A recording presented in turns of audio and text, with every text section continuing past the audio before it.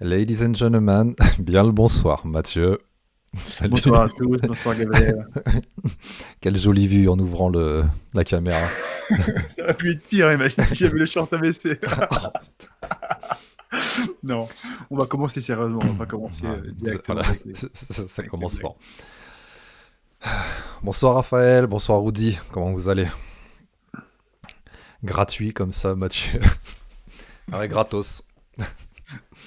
Faut bien, dis-moi, Gabriel, où est-ce que je peux trouver le direct sur Karate Bushido Plus? Là, je le vois même pas lancer.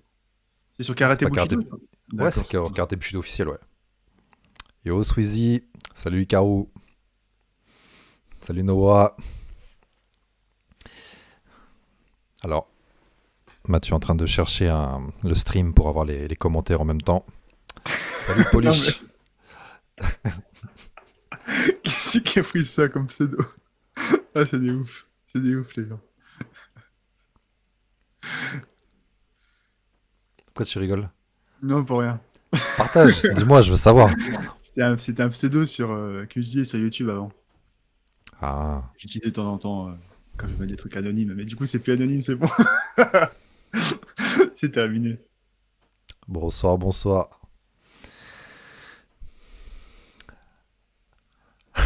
Que fais-tu? Est-ce que tu es avec nous? Est-ce que Ouais, non, t'es parti non, je suis toujours là. J'attendais tranquillement que le live se lance. Bon, comment tu vas? Comment donne-nous un peu des news par rapport à ta jambe. Est-ce que tu es apte à reprendre l'entraînement ou pas? Ça va un peu mieux, hein. J'ai toujours la jambe est toujours flinguée. Est-ce que je monte la vidéo, je vous montre le pied ou pas? C'est pas la peine. Non, non, non, tu sais, vu leur je pense qu'ils sont en train de manger, donc... Je commençais à m'améliorer un petit peu sur les bandages, mais là, je l'ai complètement foiré. Le bandage, il part en cacahuète. Non, j'allais Ah, le monte montrer, pas mais ton yep. Non, s'il te plaît, non, monte pas ton yep. bon, ça part en Pitié. cacahuète, donc là, il va falloir que je le change. Je pensais pouvoir le garder 2 jours, je pourrais même pas. Mais c'est que c'est chiant, hein. C'est long à récupérer ces blessures, hein. Les infections, c'est quelque chose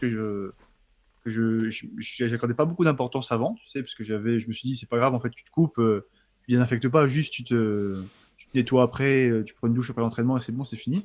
Et en fait, le fait d'avoir eu ça, ça m'a un peu changé ma vision sur les infections. C'est là qu'on voit que c'est vraiment super, super important d'avoir une hygiène parfaite, en fait, d'avoir direct après l'entraînement, tu prends tout de suite ta douche avec un savon antibactérien, être vraiment vigilant sur la moindre coupure, en fait. C'était déjà arrivé, toi, d'avoir des coupures comme ça qui dégénèrent un petit peu? Ah bah moi j'avais eu dans un dojo, quand j'étais parti à Lyon, je crois il y a 10-12 ans, j'avais eu un staph dans le dos. Ah, J'avais chopé un staph avec, ça s'était creusé, un trou, etc. Donc déjà, comme tu soulignes, l'importance déjà de l'hygiène de soi-même qui est ultra importante, l'hygiène des partenaires et l'hygiène aussi du lieu d'entraînement. ouais, très important.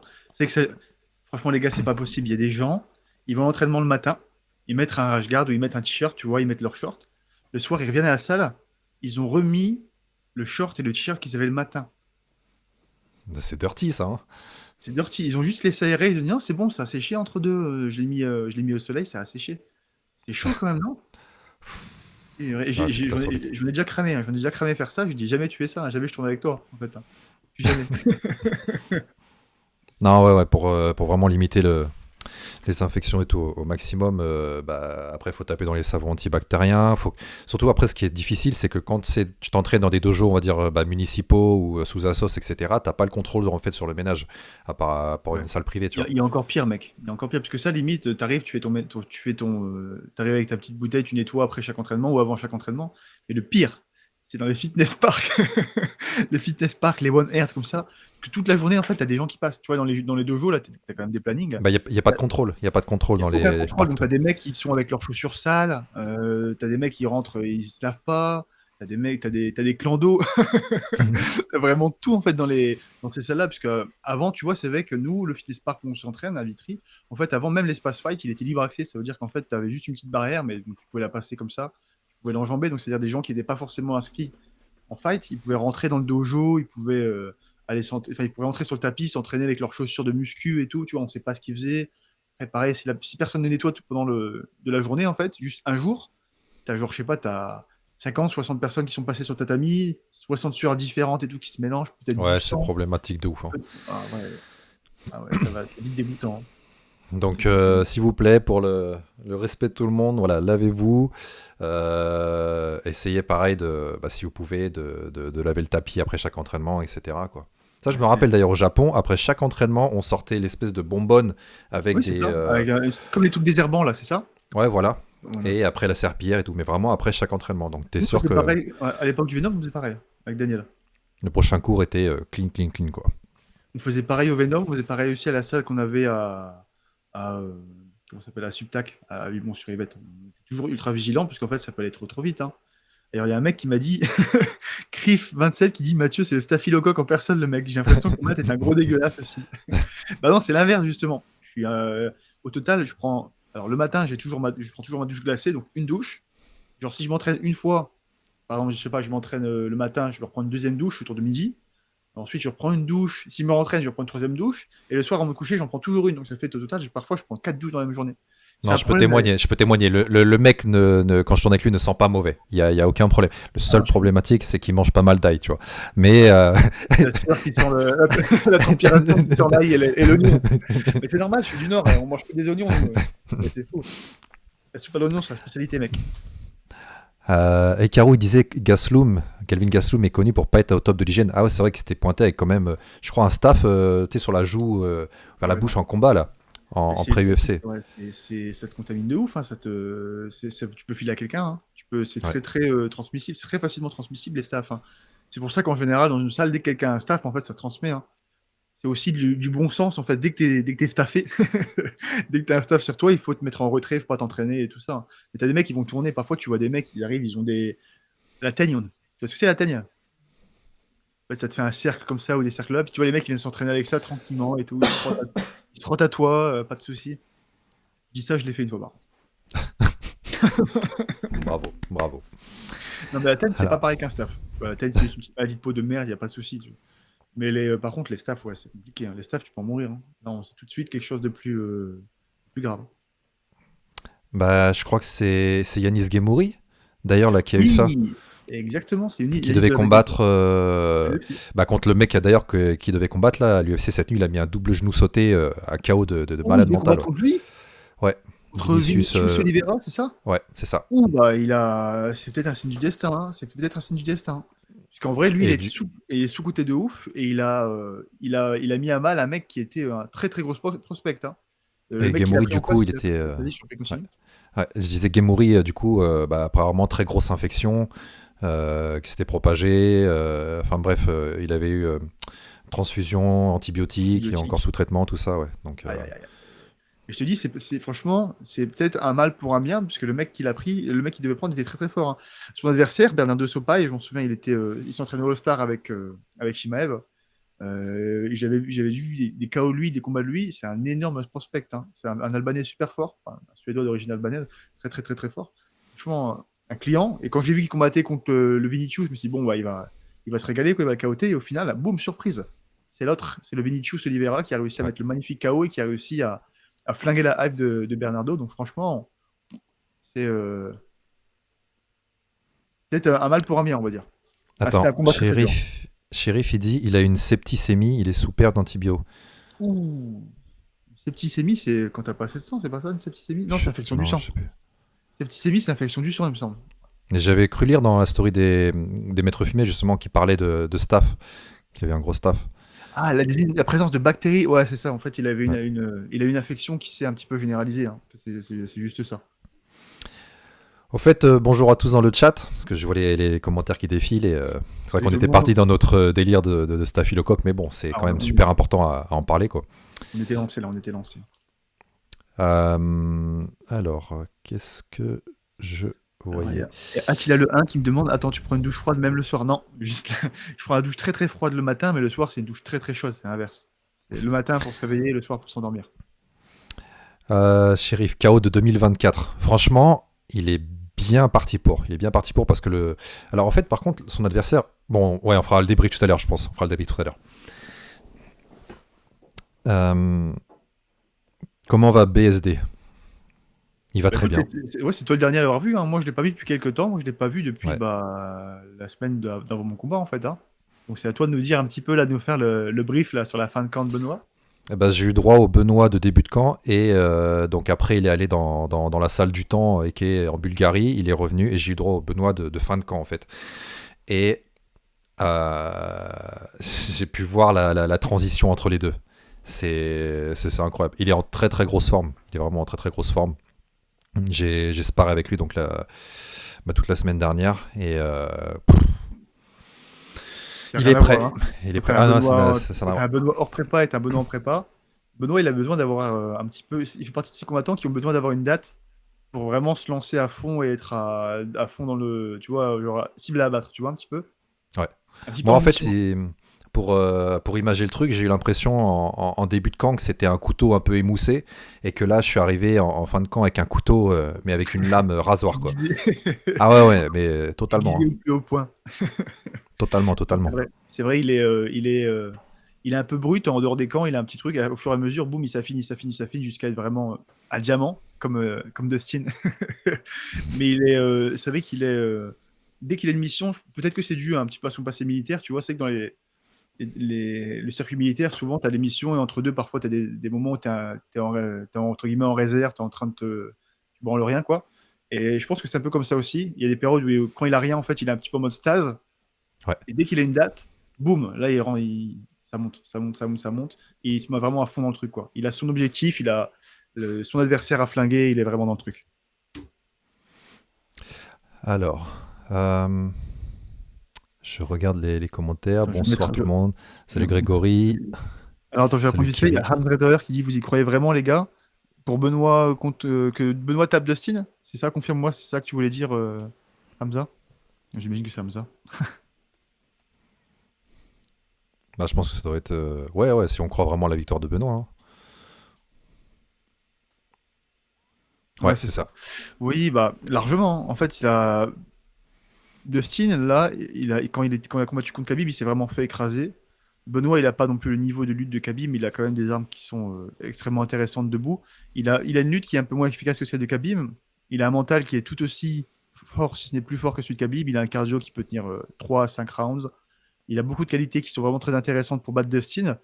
Il a un niveau de sol et de lutte largement supérieur à celui de Dustin. En fait, si Benoît combat intelligemment sur ce combat, il a largement ses chances. Bien sûr, ça va être la première fois qu'on va voir Benoît sur un profil comme ça, un profil de ce calibre, un top 3. Est-ce qu'il n'aura pas la pression? Ça, on ne sait jamais. Ce sera vraiment que le soir du combat qu'on saura. Est-ce qu'il ne va pas être trop plein d'entrain? Mais en termes techniquement purs, il a largement ses chances. Il a largement ses chances. Il y a un an, je n'aurais pas dit ça. Aujourd'hui, je le dis, il a largement ses chances. Ouais, puis il va arriver en terrain hostile aussi parce que donc c'est à Miami. C'est là où d'où Poirier, enfin où il s'entraîne avec la TT, etc. Mm. Et je suis pas sûr que. Bah, par exemple, il avait fait à New York avec le Madison Square Garden contre Frevola. Frevola était natif de New York. Bah, ça lui a pas posé Mais plus de problème que ça, quoi. je vais reprendre la comparaison avec l'armée, mais quand tu es dans l'armée, en fait, tu passes ton temps à être en territoire ennemi, hein. Non, mais c'est vrai, Sauf hein. que, sauf qu'en fait, quand tu es à l'armée, c'est pas juste des gens qui te huent, c'est pas juste des bouts, c'est qu'on te tire dessus, tu vois. Donc j'imagine que c'est pas forcément aussi, c'est pas C'est forcément différent, aussi hein. contraignant les huées du public de te faire tirer dessus. Donc je pense que c'est quelque chose auquel il est habitué. Je pense qu'aujourd'hui même, le truc qui l'a plus gêné, c'est quand il a combattu en France, parce que justement, il sait que tu avais la ferveur de tous les Français qui étaient là, et tu peux sentir justement que t'as une pression un petit peu, tu vois, quand tu as trop de gens qui croient vraiment en toi, qui sont autour de toi tous, tu as limite leur pression sur tes épaules. Alors que quand tu es un terrain hostile, c'est un peu toi contre le monde et ça te fait une forme de motivation supplémentaire, si je peux dire. Alors, il y a Grosse. Bah, j'allais dire ton pseudo, mais non, je vais éviter, mais pas mal. L'UFC Ça l'UFC fait est dur venu à vous voir. filmer pour les Embedded. Ils sont venus filmer, il y a le countdown là qui. Bah, d'ailleurs, j'en parlais à Mathieu. Il y a l'épisode du countdown là qui dure 40 minutes et des poussières. Ils sont venus filmer justement à Sifit une session de sparring. Alors, il y a un très beau plan de moi où je suis en train de me remettre les balls. Ça, c'est top, c'est nickel. Arrête le dérapage, Mais, le Gabriel, hein. Le mais dérapage. il y a des séquences ouais, à Sifit. Donc, ça, c'est cool si jamais vous voulez voir sur la chaîne YouTube de l'UFC. Attends, Euh, je Shriv 27, je reprends ton commentaire aussi. Je trouve que ça n'a rien à voir, l'armée et le combat dans une cage. Bien sûr que non, c'est juste une illustration. C'était juste pour faire la comparaison, mais par contre, il y a des choses qui se sont transférées. Il y a quand même l'aspect mental, il est transféré. Par exemple, tu vois, Benoît, c'est pas un homme lambda en termes de mental. Et justement, c'est l'armée qui l'a forgé, même s'il avait déjà un bon mental de base. Donc, il y a quand même des choses qui se transfèrent. Il y a des choses qui sont intéressantes que tu peux récupérer. C'est pas, ça sert pas à rien du tout. Tu vois, il y a beaucoup de combattants qui sont dans les forces spéciales, dans les polices, trucs comme ça, dans les militaires, il y en a plein, hein. ou dans des boulots durs. Donc il y a toujours des choses qui se transfèrent. Salut Jitarand. Alors, est-ce que je me suis fait mal au genou? Je sais pas si on peut voir un peu, mais ouais. Et on est collègues. Ah putain, Les les collègues. bras cassés, les jambes cassées, quoi. On ressemble vraiment à rien. Horrible. Putain. Ouais, j'ai fait un jeudi, là, en tout dernier round, les 10 dernières secondes de sparring, j'ai fait un takedown où j'ai mal planté mon genou et il a tordu un petit peu. Bon, faut que j'attende de faire échographie et IRM. J'espère normalement que c'est pas trop grave, mais on verra. On verra, on verra. Et pour une fois, c'est pas moi qui t'a blessé. Hein. C'est vrai. Non, mais je me suis blessé tout seul, c'est la fatigue, plus lucide, je shoot comme un naze et puis voilà quoi. Mais c'est souvent ça. En plus, je te dis, là, dis-toi, ça s'est fait alors que t'étais frais. Imagine si t'étais en plein camp d'entraînement, que tu t'entraînais comme un ouf depuis 3 semaines, que ton corps était fragile, t'aurais peut-être eu les croisés. Frais? Frais? Oui, si, t'es frais quand même, ça va. T'es pas venu en Bulgarie. Donc ça va, t'avais une Non, période mais de je t'ai respiration. accompagné, déjà ça m'a taxé toute mon énergie à Dijon. Non, mais dis-toi, imagine sinon, dis-toi que là, normalement, si t'avais fait un camp complet, t'aurais fait la Bulgarie, t'aurais eu un peu de bail en avant, et là, en fait, t'aurais été vraiment, t'aurais pas eu de période de respiration. Peut-être que ton corps, il aurait lâché encore plus et que t'aurais peut-être fait une blessure très très grave, hein, en réalité. Hein. Ah non, non. Vous allez conseiller quelle plateforme pour regarder Baki Doumbé, Anthony Joshua contre Francis et BSD contre Poirier? Alors moi, j'ai un petit lien avec NIPTV, si vous voulez. Non, je rigole, on va se faire Je, défoncer. je crois que Baki Doumbé, ça sera retransmis sur l'appli Unibet, il me semble. Je crois avoir vu ça. Ok, alors ça, c'est Ouais, original, ça. ouais. C'est original. Et alors, Anthony Joshua contre Francis, je sais pas c'est quoi, c'est DAZN qui Zazen, ouais, diffuse? c'est ça. Ouais. DAZN. Et BSD, c'est RMC, c'est ça? J'ai pas écouté la fin de ta phrase. Je saurais. BSD contre Poirier, c'est RMC qui Oui. diffuse. Ouais. Donc voilà. Alors je vais reprendre un petit commentaire de Fokito. Je pense qu'il ne faut pas sous-estimer le sol de Dustin, surtout contre la cage où il peut très bien défendre. Je pense que la meilleure arme de Benoît, c'est de casser les bras de Dustin comme il a fait contre Bonfim. Et ben malheureusement, ce ne sera pas le cas en fait. Ce sera absolument, ou en tout cas quasiment, certainement impossible sur ce combat. Parce qu'en fait, c'est un profil qui est complètement différent dans le sens où c'est pas une garde inversée. Quand je dis garde inversée, ça veut dire en gros, il y a un gaucher et un gaucher, tu vois. Là, le combat de Benoît sera un gaucher contre un gaucher, alors que contre Bonfim, c'était un gaucher contre un droitier. Donc tu peux neutraliser avec le bras arrière de ton adversaire avec ta jambe arrière à toi. En revanche, là, le bras arrière de Dustin, il ne sera pas neutralisé avec la jambe arrière de Benoît. C'est son bras avant qui sera neutralisé. Et c'est pas aussi fort, c'est pas aussi intéressant. Donc c'est une stratégie qui ne serait pas possible de faire sur ce combat. Si ça avait été un droitier, Dustin, le combat aurait été beaucoup plus facile. Là, ça va être une problématique différente. Ça va être une stratégie différente. Ce ne sera pas juste simplement casser les bras de Poirier, malheureusement. On ne peut pas rester sur cette stratégie de base. Alors attends, je suis en train de regarder parce que tout le monde me dit DAZN, mais je suis quasiment sûr et certain et je ne suis pas fou. Pour le combat de Benoît. Non, Baki Doumbé, ça sera retransmis sur. Alors. Ah ouais, c'est sur Dazen. Ah non, je suis pas sûr, attends. Non, non, ça c'est une vidéo de sur. Oh, oui. Doumbé versus Baki sera dispo en streaming sur Unibet TV. C'est sur le compte de Unibet. Bien. Attention, le PFL Paris 2 ne sera pas diffusé par RMC Sport comme habituellement avec la majorité des événements sport de combat, c'est Dazen. Ah ok. Ok. Alors, il devient quoi le Greg MMA? Bah écoute, après son combat, je pense que là, il a pris repos. On peut voir qu'il tient toujours la forme sur ses vidéos et story Insta. D'ailleurs, il doit recombattre le 2 juin au Zénith de Paris, si je dis pas de bêtises, ouais. Bonsoir à tous, apparemment il y a un petit raid de RMC Sport sur Karate Bushido sur la chaîne. Bonsoir à tous si c'est le cas. Ah ouais, si c'est ça, je vois. RMC Sport vous a attaqué. Eh bien, Ah oui, je RMC, vais les voir. collègues, un très gros merci. Ouais. C'est pas la première fois, franchement, merci beaucoup. On est Ça ensemble. fait au moins, je crois que ça fait 3 ou 4 fois, même peut-être plus, qui nous soutiennent, donc que du bon. Merci beaucoup. Alors pour ceux qui nous rejoignent, on était en train de discuter vite fait sur notre actualité à Gabriel, à moi, sur le camp de Benoît, sur les dernières news, on va dire, les plus fraîches. Et on va enchaîner d'ailleurs avec un sujet. Alors, s'il y a des combattants amateurs ou même professionnels, ou alors ou même qui sont voilà sur tout ce qui est réseaux sociaux, on aimerait parler du sujet entre les sponsors et les combattants. Un sujet qui m'a fait tilt justement en parlant à Bayonne avec un combattant professionnel sur le fait que une très grosse majorité de combattants justement. Alors déjà combattant, c'est pour moi un métier à part entière, tu vois. Et très souvent, ils sont obligés de coupler avec un autre métier pour joindre les deux bouts, pour pouvoir s'entraîner et tout. Pourquoi je vois un Non, sourire? parce que j'ai lu un commentaire qui était marrant, mais on peut pas le dire.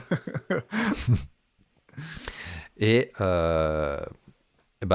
une des solutions pour pouvoir justement s'entraîner à plein temps et ne pas effectuer d'autres métiers justement à côté, c'est d'avoir justement un sponsor. Mais avoir un sponsor, c'est pas quelque chose de si facile, c'est pas un truc magique, c'est pas ok, je veux un sponsor, c'est pas parce que j'ai claqué 3 KO dans une cage que je peux avoir C'est plus tous compliqué les que ça, hein. sponsors, quoi. C'est beaucoup C'est plus très facile à très dire qu'à compliqué. faire, hein. Et même si comme tu dis, même si tu as des performances de malade, même si tu as t'es le meilleur combattant du monde, il y a plein de choses qui font que tu auras potentiellement aucun sponsor en fait, où tu seras pas du tout intéressant, hein.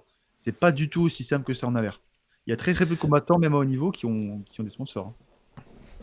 Alors, donc, faisons un petit récap.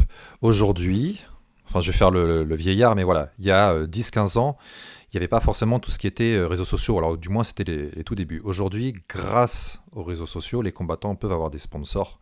Alors, sponsors, ça peut être de tout type, ça peut être de marques de nutrition, ça peut être marques de vêtements, marques d'équipement, ça peut vraiment...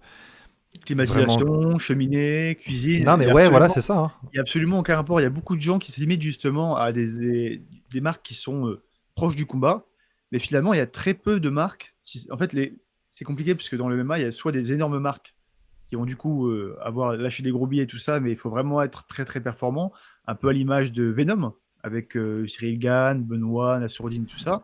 Ensuite, tu as beaucoup de marques qui sont plus basses et qui pourront pas forcément lâcher de billets en fait. Ils vont juste te fournir des équipements, ce qui est déjà très bien, mais c'est vrai que les équipements c'est bien, mais c'est pas ce qui va te nourrir, c'est pas ce qui va remplir l'assiette. D'avoir des beaux gants, c'est bien, mais si tu les mets dans une assiette, tu peux pas les manger, les gants. C'est pas ça qui va te permettre de vivre. Donc, c'est vrai que t'as des formats sponsoring aussi qui sont aussi intéressants en soi, qui sont aussi importants. Enfin, c'est important de savoir quel format va prendre le sponsoring. Que de trouver un petit sponsor, on va dire, qui te lâche des gants, qui te lâche des compléments, qui te donne des vêtements, c'est plutôt facile, puisqu'en soi, la marque, elle va pas investir d'argent sur toi, elle va juste te fournir un petit peu de matériel qu'elle produit elle-même, et toi, ensuite, tu fais leur vitrine. Mais c'est pas ça qui te permet de vivre, hein. Les formats les plus intéressants, forcément, c'est les formats argent, hein.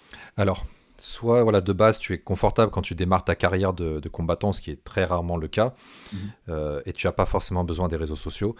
Moi, un conseil, ce serait, si vous voulez vous établir justement aujourd'hui dans les sports de combat, il faut absolument que vous travaillez votre communication. Euh, pour Déjà, plein de raisons, voilà. avant même de travailler la communication, travaillez votre porte de sortie. C'est super important. Moi, ça me fend le cœur quand je vois ça. C'est que tu as des jeunes, des mecs qui ont. Tu vois, aujourd'hui, le MMA, c'est une bonne chose parce que c'est médiatisé, en fait. Ça, c'est beaucoup Ouais. médiatisé. Donc, ça, c'est beaucoup plus généralisé. Il y a beaucoup plus de jeunes qui veulent le faire. Et c'est très bien. Seulement, je vois que tu as des jeunes, dès 15 ans, en fait, ils se mettent à fond dans le MMA et ils pensent plus à rien d'autre. C'est-à-dire, ils pensent plus trop au cours. Tu vois, ils se disent, vas-y, le bac, on s'en fout. Ou même, je fais le bac et puis après, j'arrête. Tu vois, ils se limitent vraiment à ça. Ils se disent, c'est bon. De toute façon, j'ai le MMA, donc je pourrais vivre de ça, je vais devenir une star, je vais taper des gens pour vivre. Mais c'est pas toujours le cas, hein. C'est très, très, très, très, très rare de gagner sa vie avec ça. Et je vois énormément de gens une fois qu'ils sont dans ce parcours, qui ont cette vision du sport, il faut le faire que ça.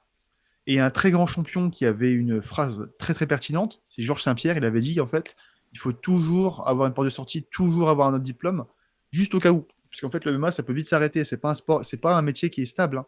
C'est comme l'armée, c'est comme, je sais pas, pompier, c'est comme tous les métiers à haut risque. En fait, dès que tu as un souci de santé, bah, tu es mort, hein. Ton métier, tu peux arrêter, hein. T'es pompier, t'es militaire, t'es combattant professionnel, bah, tu te fais, je sais pas, les croisés, on va dire, les croisés, puis tu te répares jamais. Ou bien tu te brises le tibia, ou bien tu te brises une main, ou bien tu te brises le poignet, ou tu as un truc assez grave. Terminer ta carrière. Donc c'est vraiment une source de revenus qui n'est pas stable du tout. Et c'est bien d'avoir des ports de sortie, d'avoir des choses derrière où tu peux rebondir en cas de pépin. Bah, après, sur ce sujet-là, en fait, c'est que tu as souvent, enfin, tu sais, tu as le dilemme entre, ok, où je mets 100% de mon énergie, 100% dans vraiment ce que je veux faire, mais que si je commence à penser à une porte de sortie, c'est-à-dire que je ne mets plus de 100% de mon énergie, mais je commence déjà à penser soit ou après et tout. Et il y a les deux écoles, tu vois. Mhm. Donc, tu as l'école un peu plus de raison et un peu plus de cœur, on va dire. Ouais, c'est vivre par l'épée ou bien mourir. Enfin, je vois ce que tu veux dire. J'ai plus le, j'ai plus la citation, mais en gros, c'est vraiment, ok, vraiment de mettre sous son énergie. Mais c'est vrai que c'est une forme un petit peu d'immaturité, il faut être conscient que c'est quelque chose qui peut s'arrêter très très vite. Même si tu es assidu à 100%, même si tu es super à fond dedans, tu mets toute ton énergie, tu te dis une blessure grave et ta carrière elle est finie. Donc c'est important quand même une sorte de filet derrière. Mais c'est vrai que je peux comprendre cette motivation de se dire, en gros, il n'y a pas de filet, je suis obligé de réussir. Je suis obligé de réussir ou sinon je vais chier. Mais le problème, c'est qu'il y en a plein qui n'ont pas réussi, qui ont chié. Tu vois, en fait, en France, aujourd'hui, tu prends tous les combattants, sur l'ensemble des combattants français, tu dois avoir quoi? 0,05% qui en vivent à plein temps, en réalité, en termes d'argent. Même pas sur l'ensemble des combattants, je te parle. Donc, je prends amateur, pro, tout le monde. Tu n'as même Ouais. pas, je sais pas, 0,05%.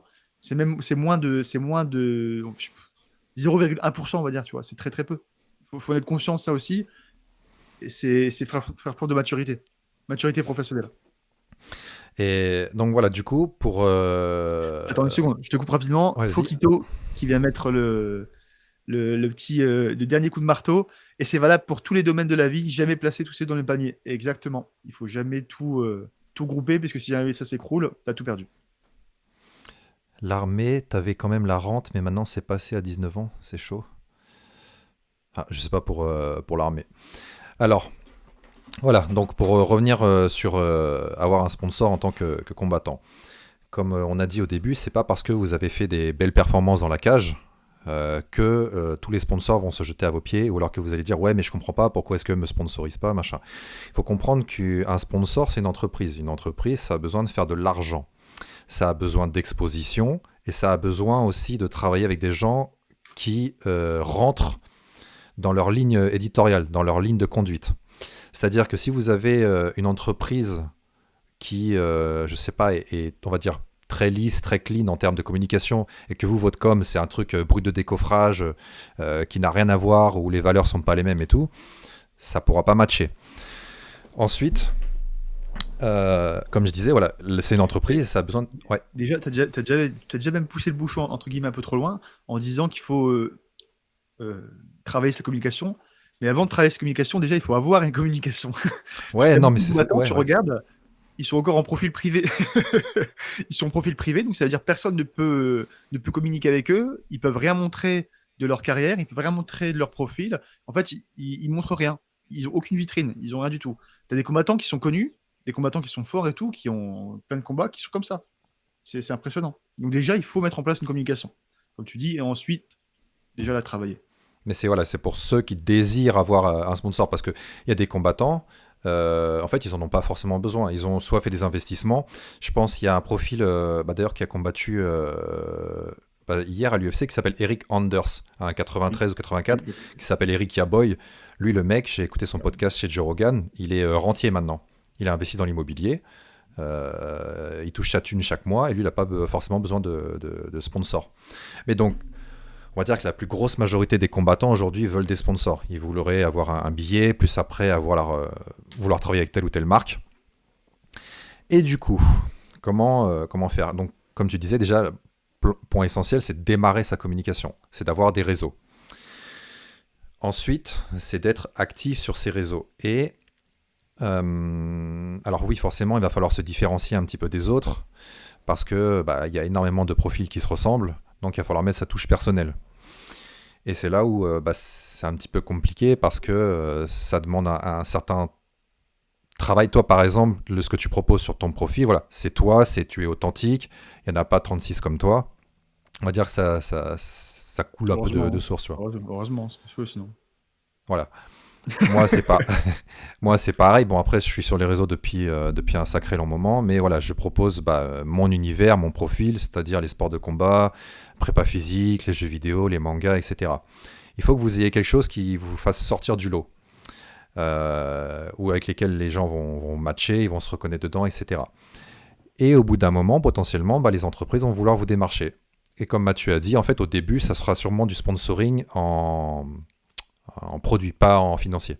C'est impossible. Très rarement, on va arriver vers toi en disant, écoute, est-ce que tu veux de l'argent? Tu vois, alors souvent, c'est juste, est-ce que on te file des produits? En échange, tu fais les stories avec les produits. C'est le format le plus courant, en tout cas au début. Et Attends. attends, il y a Twizy qui a fait un petit commentaire intéressant. Faut arrêter de chercher que des sponsors que tout le monde a, genre MyProtein, Venom, ETC. Tu peux intéresser des entreprises qui ne sont pas du pied-point. Regarde Doumbé, il y a des marques de vêtements de nutrition. Exactement, je reprends l'exemple. Doumbé qui arrive avec le matelas Emma. Il est arrivé. Emma, pourtant, en soi, un matelas, ça n'a rien à voir avec le combat, mais il a réussi à concilier les deux. Donc, tu peux faire des liens comme ça. Tu n'es pas obligé de diriger vers que des marques liées au sport de combat. Après, c'est à toi d'être intelligent dans la communication pour lier les deux. Tu vois, par exemple, moi, j'ai des sponsors Season, par exemple, d'ailleurs. On va passer par la petite pub. J'ai sponsor Season, qui est qui est un sponsor qui m'envoie régulièrement des plats. Et en fait, c'est que des plats variés, équilibrés, tout ça. Et c'est avec parler de nourriture dans tes stories en tant que combattant, c'est pas forcément chose facile. Donc, il faut trouver des moyens de switcher facilement sur ça. Donc, voilà. Donc, en parlant de switcher facilement, n'hésitez pas, si jamais vous voulez, si vous êtes intéressé par une bonne nutrition, que vous avez envie d'être aussi balèze que Gabriel ou que moi, enfin surtout Gabriel, parce que bon, moi je suis pas si sec que toi. N'hésitez pas à aller faire un tour sur le site Season, c'est que des plats frais qui sont envoyés chez vous, c'est préparé par des chefs. La plupart des ingrédients sont français, il y a beaucoup de bio. Bref, que du bon. Si vous voulez être balèze, n'hésitez pas. En plus, c'est un petit code promo qui s'affiche dans le chat de temps en temps. C'est MattLTH30. N'hésitez pas. Euh, Maximus, vous lisez quel chat? On a le chat YouTube et le chat Twitch. Alors en fait, ouais, moi j'ai le chat YouTube en différé, donc je peux pas tout voir sur YouTube. Par contre, le chat Twitch, il est en direct pour moi. Gabriel, il a tout. Gabriel, il vous voit tout. Moi, je vois tout. Je suis omniscient, omnipotent, je vois tout, je sais tout. Non, je rigole. Où est-ce qu'on en était déjà? Donc par rapport Communication, ouais, sponsor. Au à la début, les premiers communication. sponsors, ça va être beaucoup de produits, de matériel, de compléments. Voilà, vous allez ramer de toute façon, enfin pendant un moment, vous allez ramer avant que votre compte explose, sauf si, alors déjà d'une, voilà, vous avez commencé la communication et que vous claquez des KO par exemple qui deviennent viraux sur Internet ou alors des soumissions Voilà. de Moi, dingue. ça, je le dis toujours, et c'est quelque chose que Daniel dit très bien aussi, c'est qu'il y a beaucoup de combattants justement qui se perdent un petit peu dans la communication. En fait, justement, ils ont compris cette notion de communication, ils savent qu'ils doivent communiquer, mais ils en oublient la base. La base, c'est-à-dire les performances. Être fort, taper des gens, avoir beaucoup de victoires, c'est vraiment la base. Parce que si tu veux avoir du concret, si tu veux avoir du solide, il faut avoir quelque chose derrière, hein. Tu prends n'importe quel mec aujourd'hui dans le sport de combat qui est connu, enfin, ou qui est des sponsors, en fait, bah, il est fort. Est-ce que tu connais un mec qui est dans les sports de combat, qui perd tout le temps, qui est connu, qui a beaucoup de sponsors? En vrai, c'est extrêmement rare, hein. C'est extrêmement rare, ou c'est les mecs en fin de carrière, tu vois, parce que c'est des vitrines, parce que c'est des mecs qui sont plus accessibles. Mais c'est très rare. En fait, il faut toujours performer. C'est en performant déjà que tu peux potentiellement attirer les gens. Et ensuite, une fois que tu performes bien, il faut bien communiquer. Alors Squeezie dit, c'est du business, faut pas avoir honte de faire des OP avec des marques pas liées au combat si ça paie. Bah, du moment que si tu fais les OP et que le lendemain tu peux te regarder dans le miroir, y a pas de problème. Parce que les opinions des autres, c'est pas l'opinion des autres qui va te remplir ton assiette, c'est pas l'opinion des autres qui va payer tes factures, etc. Donc si pour toi ça rentre bah, avec tes valeurs et que ça remplit ton frigo, ouais, fais les OP quoi. Exactement. Je vois pas Fedor faire une sponsor Emma. Bah, tu serais surpris, hein. Tu pourrais être surpris, hein. Avec tous les mecs qu'il a fait dormir, s'il avait fait des sponsors Emma, peut-être qu'il serait milliardaire. Et alors, vous pouvez aussi bah, commencer une bonne grosse communication. Et comme justement on parlait de chaos viral, bah, on a l'exemple de Ramzan avec le chaos qu'il Oui, avait mis à l'YFC. c'est beau, hein. Ah, ça l'avait propulsé, hein. Ça l'avait vraiment propulsé très rapidement. Voilà, il n'avait Je pas me souviens. encore forcément une grosse carrière. Même là, encore à l'heure actuelle, il n'a pas une grosse carrière, c'est le début de carrière. Mais grâce à ce chaos, ses réseaux sociaux ont augmenté direct. Et je crois qu'il n'avait même pas encore fait le premier pas dans le monde du MMA professionnel, qu'il avait déjà des Non. sponsors. Oui, oui, largement. Il avait, en fait, c'était vraiment suite à ce combat-là, hein. C'était suite au chaos qu'il avait commencé à mettre en place une opération de communication, parce que je pense qu'il s'est rendu compte qu'il y avait un potentiel derrière, et qu'il a commencé à prendre sponsor, à chercher, et ensuite il s'est dit à préparer sa carrière professionnelle. Il a utilisé en fait le levier de la chaîne Libra TV, l'YFC, pour ensuite enclencher derrière la carrière pro et la communication. Et ça l'a bien servi puisqu'il a trouvé des bons sponsors, il a accédé directement à des organisations intéressantes, notamment le KSW, hein, puisque c'est très rare d'accéder à une organisation de ce type avec aussi peu de combats. Donc c'est là qu'on voit le pouvoir de la communication. Bah, même moi, après, tu vois, je sais qu'aujourd'hui, dans mon projet Japon, mes réseaux sociaux, je suis lucide, je sais que ça m'aide quand même beaucoup, tu vois. Ça reste une porte d'entrée, on va dire, parce que tu as le promoteur, imaginons son organisation, bon, elle est connue dans son pays, mais à l'extérieur, hors de ses frontières, c'est pas forcément connu. Là, on arrive, on a une grosse puissance médiatique, il y a mes réseaux, il y a Karate Bushido, et je dis, ouais, ça peut me faire une grosse exposition, bah vas-y, viens, on va le faire combattre, le mec, tu vois. C'est ça. Tu as un profil intéressant, tout simplement. On a envie de te placer dans la vitrine parce qu'on sait que ça va attirer les gens. En fait, il faut se mettre à la place du sponsor. Euh, pourquoi est-ce il investirait sur vous? Pourquoi est-ce qu'il mettrait un investissement sur vous? Est-ce que vous allez lui rapporter? Parce que si, là, on parlait de matériel, maintenant, on va parler du stade supérieur, c'est-à-dire l'argent. Quand les sponsors vous donnent de l'argent, imaginons qu'un sponsor vous donne, je sais pas, 500 euros par mois. Est-ce que tu vas lui rapporter 500 euros par mois? Est-ce que tu vaux 500 euros par mois? Est-ce que tu Le as... retour sur investissement. Est-ce qu'en gros, ta plateforme, est-ce que, je sais pas, ton compte Instagram, ton compte TikTok, ton compte Facebook, tu vas avoir tellement de visibilité dessus? Est-ce qu'il y a assez de gens qui vont voir tes placements de produits pour que ça rentabilise 500 euros par mois? C'est ça qu'il faut se dire, hein. Vous devez générer des vues, vous devez générer des choses. C'est pour ça que tu vois sur beaucoup de médias actuels ou sur beaucoup de comptes, je sais pas, Twitter ou Instagram, tu as beaucoup de gens qui font la course aux vues parce qu'en fait, les vues, ça te ramène beaucoup de choses. Ça peut te permettre ça fait une sorte d'engrenage qui te permet de monter jusqu'à avoir des gros sponsors qui vont se rendre compte que tu fais des vues et qui peuvent donc te donner de l'argent parce qu'ils savent que ça va rentabiliser. Donc c'est pour ça que vous voyez beaucoup de gens souvent faire des choses putaclic, tout ça. Ça va, nous on fait pas trop des titres putaclic, mais bon, vous pouvez voir beaucoup de ce type de vidéos sur Internet par exemple. Et donc voilà, il faut que le sponsor puisse s'y retrouver en fait. Donc c'est pour ça que souvent vous allez prendre des stops si vous n'êtes pas forcément gros sur les réseaux. Et alors il y a une chose aussi, c'est par rapport aux grosses marques. S'il y a des grosses marques qui vous démarchent et tout, ça c'est même viable pour tout ce qui est monde du fitness. Mhm. C'est pas parce que c'est une grosse marque qui vous contacte que vous devez vous vendre totalement pour juste 2-3 SAP et juste avoir le nom justement de la marque qui est prestigieuse. Ne vous vendez pas, respectez-vous. En fait, les marques comme ça, les très très grosses marques, se permettent d'arriver avec des propositions totalement Descente. indécentes, mais dans le mauvais sens.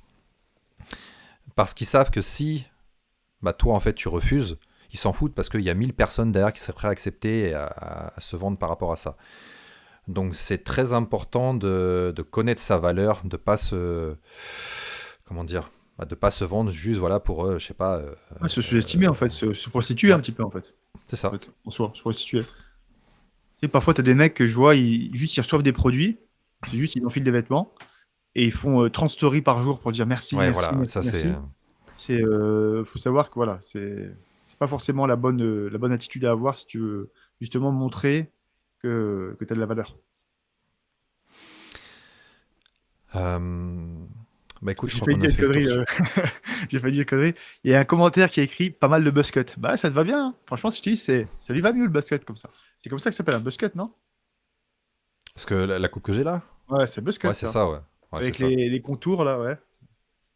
J'avais vu des vidéos, justement, c'était des blancs qui se faisaient faire ça. Oh, J'ai vu la vidéo où t'as dû la voir. T'as ouais, dû la ouais. voir. T'as dû la voir. C'était horrible. C'était horrible. Alors, Je me suis fait cède. ça. J'ai des marques qui me contactent, mais c'est des choses que je consomme pas et que je connais pas, donc laisse tomber.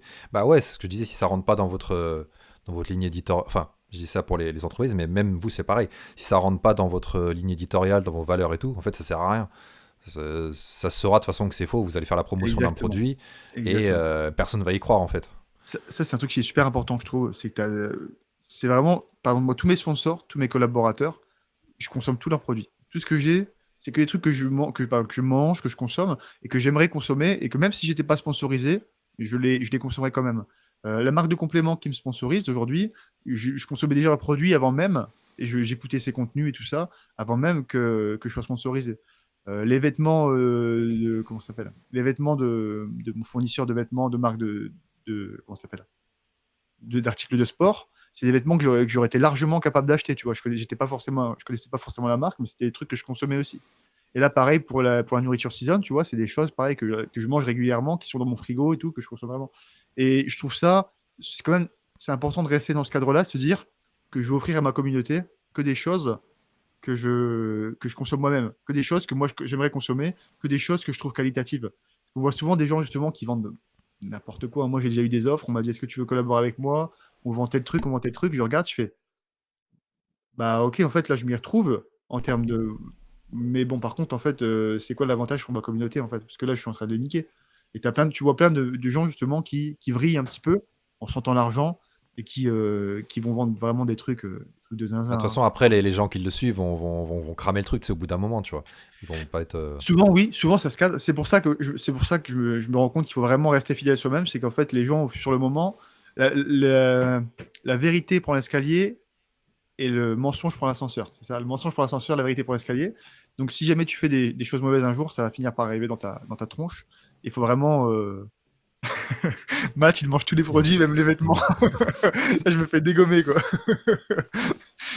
Non, mais c'est pour ça, il faut vraiment être. Faut rester qualitatif, il faut rester authentique avec les gens qui suivent.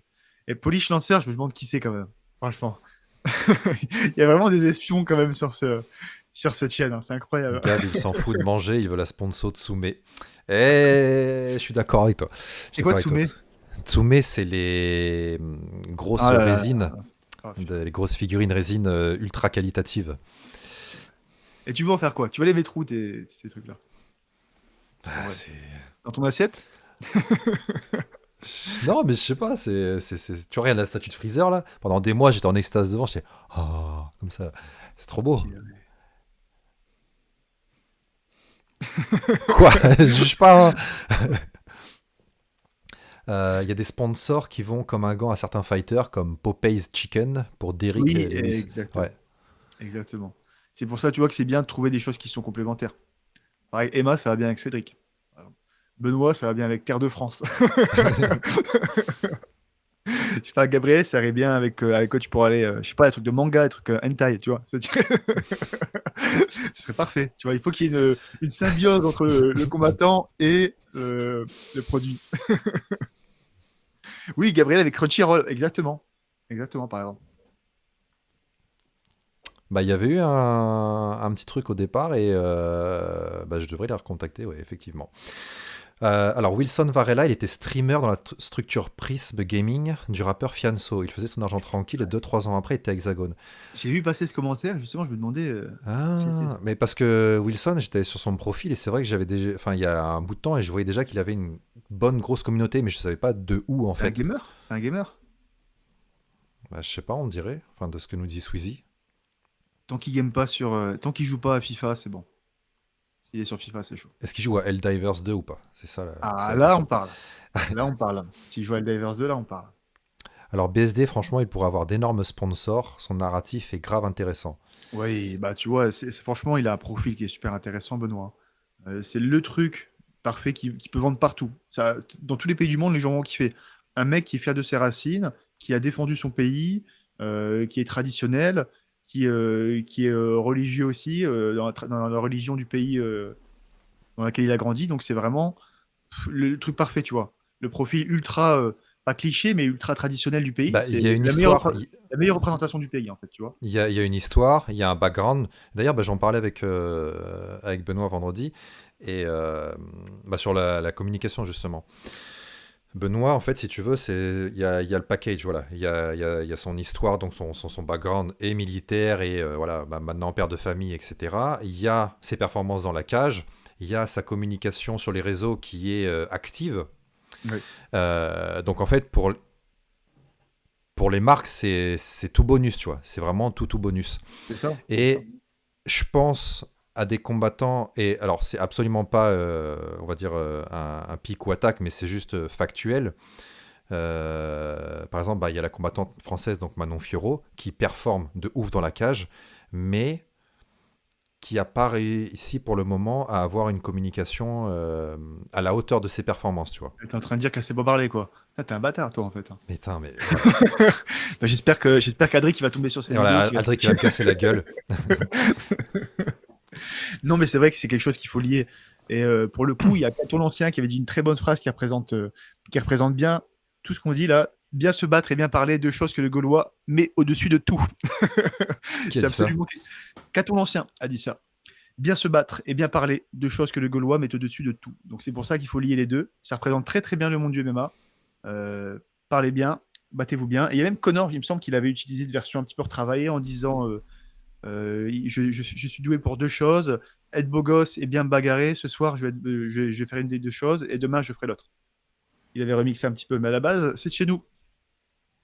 C'est là. Alors attends, je regarde. Toutes les marques sont woke et déracinées. Quoi? Alors, je te rejoins complètement. En fait, il y a vraiment une volonté de diversité. Il y a même eu, il n'y a pas longtemps, des gros dossiers qui sont sortis, notamment sur Disney. Il y a vraiment une volonté de diversifier et d'un petit peu de couper les racines, surtout du monde occidental. Je ne sais pas pourquoi il y a ce narratif qui est là, mais c'est vrai que c'est quelque chose qu'on voit souvent. Après, c'est vrai qu'il ne faut pas non plus passer à l'extrême, comme avait dit Antifista. Par contre, pour le coup, je pense pas que Benoît soit concerné du tout, vu qu'il a jamais mentionné de la politique une seule fois dans sa communication. Non, je crois pas. C'est aussi quelque chose sur lequel il faut être vigilant, ne pas communiquer en termes de politique, parce que c'est vrai que c'est pas la C'est un politique et parti le pris, ça va voilà. diviser, ça va faire des Voilà. conflits, Et etc. surtout, le MMA et la politique n'ont rien à faire ensemble. Sauf, je sais pas, s'il y a un président qui est fan de boxe ou quoi, ouais, ok, vas-y à la limite, mais tu peux pas exprimer tes opinions politiques comme ça quand t'es combattant. Pareil, idéalement, en religion aussi, je trouve que c'est quelque chose qui n'a pas forcément la place dans le MMA, même si là, il y a quand même une relation entre la religion et le sport de haut niveau, surtout contre la diversité. Mais c'est vrai que faut pas non plus passer dans les extrêmes. Mais là, c'est pas du tout le cas de Benoît. Ce serait plus le cas de certains combattants français, justement, qui ont fait des trucs un peu plus extrêmes. On va pas mentionner les noms, mais faut être vigilant. Pareil, t'as un équilibre à avoir. Non, mais moi, pour rebondir sur Manon avant que Aldric me casse la gueule, euh, voilà, Manon, elle performe à mort dans la cage et elle Attends, a, je reviens sur bah, un commentaire parce que moi aussi, ça avait marqué Novaya qui dit abusé, vous avez vu les pubs à la télé. Et oui, bah justement, moi ça me surprenait. Et en fait, tu as des obligations, dis-toi, des pubs. Donc ça veut dire pour passer à la télé, tu as des obligations, tu dois remplir certains quotas. Et c'est notamment des choses qui sont financées avec tes impôts. Donc juste, je te précise, quand tu regardes la télé, tu dis que les pubs sont partiellement financées avec tes impôts. Comme ça va encore plus te foutre la haine. Allez, on revient à Manon et Aldric. euh, ouais, parce que bah, Manon, justement, elle a bah, tout ce qu'il faut en termes de performance dans la cage, mais aujourd'hui, il pourrait y avoir vraiment le package total si au niveau de la communication, c'était peut-être un peu plus agressif ou du moins il y avait le rôle, le personnage, tu vois, il y avait quelque chose qui Ouais, une personnalité passait derrière, dans en tout. fait. Pas que ce soit juste une vitrine, mais qu'il y ait vraiment quelque chose derrière d'authentique. Mais le problème, c'est ça, c'est qu'en fait, tu as des combattants qui sont pas faits pour ça. Des combattants qui parlent pas. Je prends par exemple l'exemple de Zabit Magomed Sharipov. Il parle pas, c'est pas un trash talker, et il peut pas. Tu peux pas lui demander de commencer à faire du trash talk parce qu'il saura pas le faire. C'est des mecs qui sont concentrés sur la performance, qui sont pas concentrés sur le truc à côté. Et s'ils le font, tu vas voir que c'est du chiquet. Je reprends encore un autre exemple. Il y a Topuria. Honnêtement, la conférence de presse contre Volk, c'était ridicule. Tu voyais qu'il était en train de mimer Conor McGregor, en fait, qu'il était dans un personnage. Et c'est un petit peu trop flagrant parfois. Donc c'est pour ça que c'est bien de. Moi, je l'ai toujours dit, quand tu es authentique, il faut rester authentique, il faut rester soi-même. Et quand bah, tu as une grande gueule, tu peux te permettre d'être un peu plus grande gueule. Mais tu peux pas être trop discret non plus. Il faut que tu trouves quand même une façon de te faire remarquer. Parce que dans son documentaire sur RMC Sport, il y avait quand même, on a découvert une Manon, enfin une autre facette, tu vois, où elle était vraiment attachante, etc. Et ouais, après, comme tu dis, bon, bah ça dépend de la personnalité, tu peux pas leur demander de partir tout d'un coup à faire du trash talk, etc. Si ça leur ressemble pas, tu vois. Oui, Mais il y a quand même exactement. quelque chose à faire. Attends, là, il y avait Poyo qui disait, mais c'est difficile pour les combattantes de communiquer, non. Bah, c'est vrai que, alors, de base, le MMA, ça reste un sport de bonhomme. Donc, des femmes dans un sport de bonhomme, elles auront toujours un peu plus de mal À s'exprimer, forcément. à s'exprimer, voilà. Alors, malheureusement, t'as quand même beaucoup de combattantes qui ont passé le pas du OnlyFans, tu vois, pour faire ouais. Enfin, malheureusement pour elle et heureusement pour Mathieu, tu vois, il a l'air content. Alors, moi, c'est le genre de truc, ça me débecte, moi. Euh, voilà, ils ont passé le pas du OnlyFans, voilà, ça va faire leur com. Bah après, de toute façon, ça fait à peu près comme le fitness au niveau homme-femme, tu vois, c'est à peu près la même communication. Ou tu en as qui ont quand même très bien réussi sans passer par cette case-là. Je pense à quand même Zhang Weili, tu vois, on parle d'elle, on sait qui c'est. Euh, ah, tu trouves? Oui, c'est parce que tu es chinois que tu dis ça. Déjà, je suis vietnamien. Non, mais ce racisme primaire anti-asiatique, c'est pas possible, ça. C'est pas possible. Non, mais je rigole. De toute façon, comme je t'ai dit la dernière fois, le racisme Tel gars, il rigole, il est tout rouge, tu sais, il est au max. Non, mais le racisme asiatique est tellement banalisé. Aujourd'hui, tu peux sortir ce que tu veux sur les Asiates, tu seras jamais puni. Par contre, bon, tu dis pas un mot sur les Juifs, sinon t'es mort. même. Oh putain, on va se faire ban. Mais non, ça va. Johanna Jacek, là. Johanna Gerdreske, pas de souci. Tu vas y arriver. Jacek. Non, mais il dit comme ça, Cormier et compagnie, là. Ouais, bah, Cormier, oui, bon.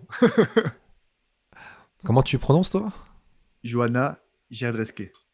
Je me trompe peut-être. Je pense. Voilà, pareil, elle a pas forcément une com à la OnlyFans, etc. Mais bah, on sait qui c'est de par ses performances, de par. Ouais, elle a fait quand même des prises de parole, tout ça, mais. Alors attends. On est Pour quand percer, il faut même- des punchlines pour que les gens en fassent des TikTok, etc. BSD a une gueule qui communique. Bah, par exemple, Benoît, il avait sa punchline sur on est poussière et on retournera tous poussière, voilà, Oui, qui a ce genre tourné de choses. partout, quoi. Ouais. C'est ce genre de choses. Mais tu vois, le truc, c'est qu'encore une fois, c'est Benoît. Benoît, dans la vie de tous les jours, il dit ça. T'imagines la discussion avec lui. Bonjour Benoît. Bonjour Mathieu. Sais-tu que tu es poussière aujourd'hui? Poussière, tu deviendras. Non, mais j'abuse un peu le truc, mais ça reste Benoît. Il n'y a pas de personnage derrière, c'est vraiment lui. Il y a Pastrami qui dit malheureusement, il y a une volonté des médias d'encarter BSD car fier d'être français. Je te rejoins pas justement. Je trouve justement qu'il y a un élan de la part des médias à vouloir justement monter Benoît, que ce soit, que ce soit RMC, que ce soit nous, Karaté Bushido, que ce soit les autres médias, même des médias qui sont hors MMA, par exemple Légende. Je trouve pas justement qu'il est mis de côté. Bon, maintenant, c'est sûr que tu le verras pas sur des médias de merde, les trucs ultra woke et tout ça, hein. Non, ça va les dégoûter, mais je trouve pas que c'est très, je trouve pas que c'est forcément vrai ce que Benoît tu dis. dans Combini. Oh, alors ça risque pas. Ça risque pas. D'ailleurs, non, c'est pas eux qui avaient fait ça. Il y a quelqu'un qui est sorti qui a fait un gros dérapage sur ça. C'était incroyable. Un média pourri, mais tu vois, comment on dit, je sais plus.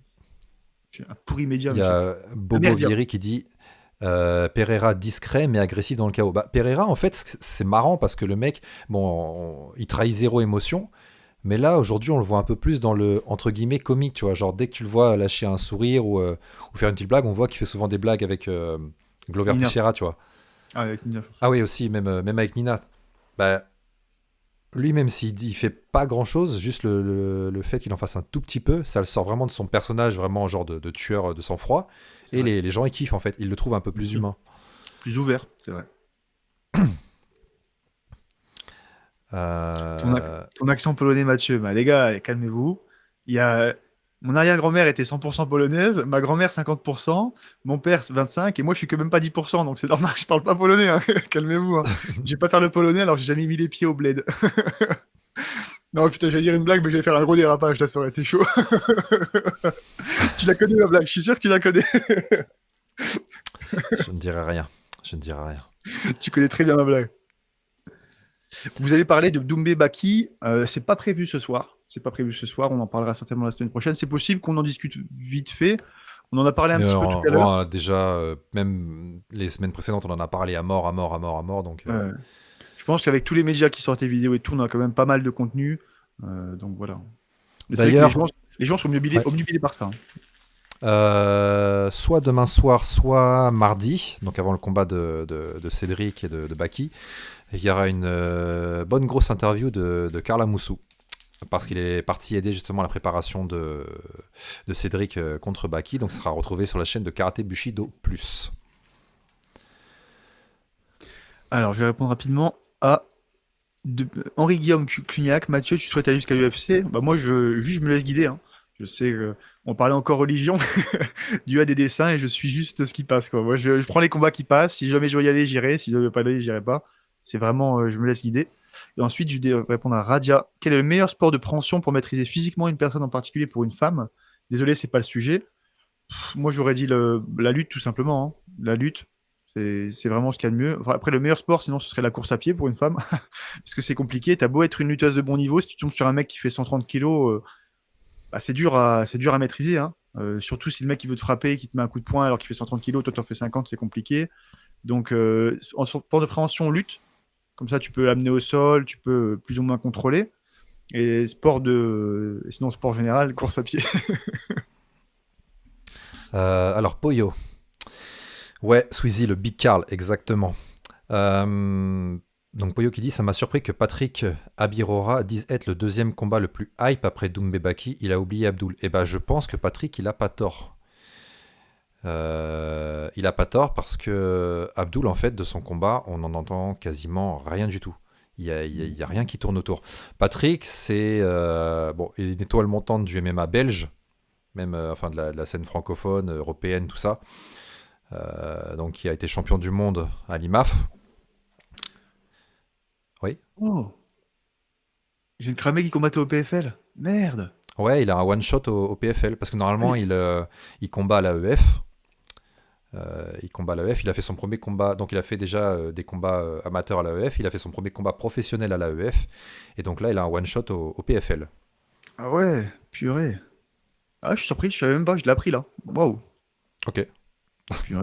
En fait, je viens de regarder la carte du PFL, il y a plein de monde que je connais en fait. Hein. Bon, il y a Cédric, il y a Baki, il y a Abdul, il y a Ibrahim Mané aussi, je sais même pas.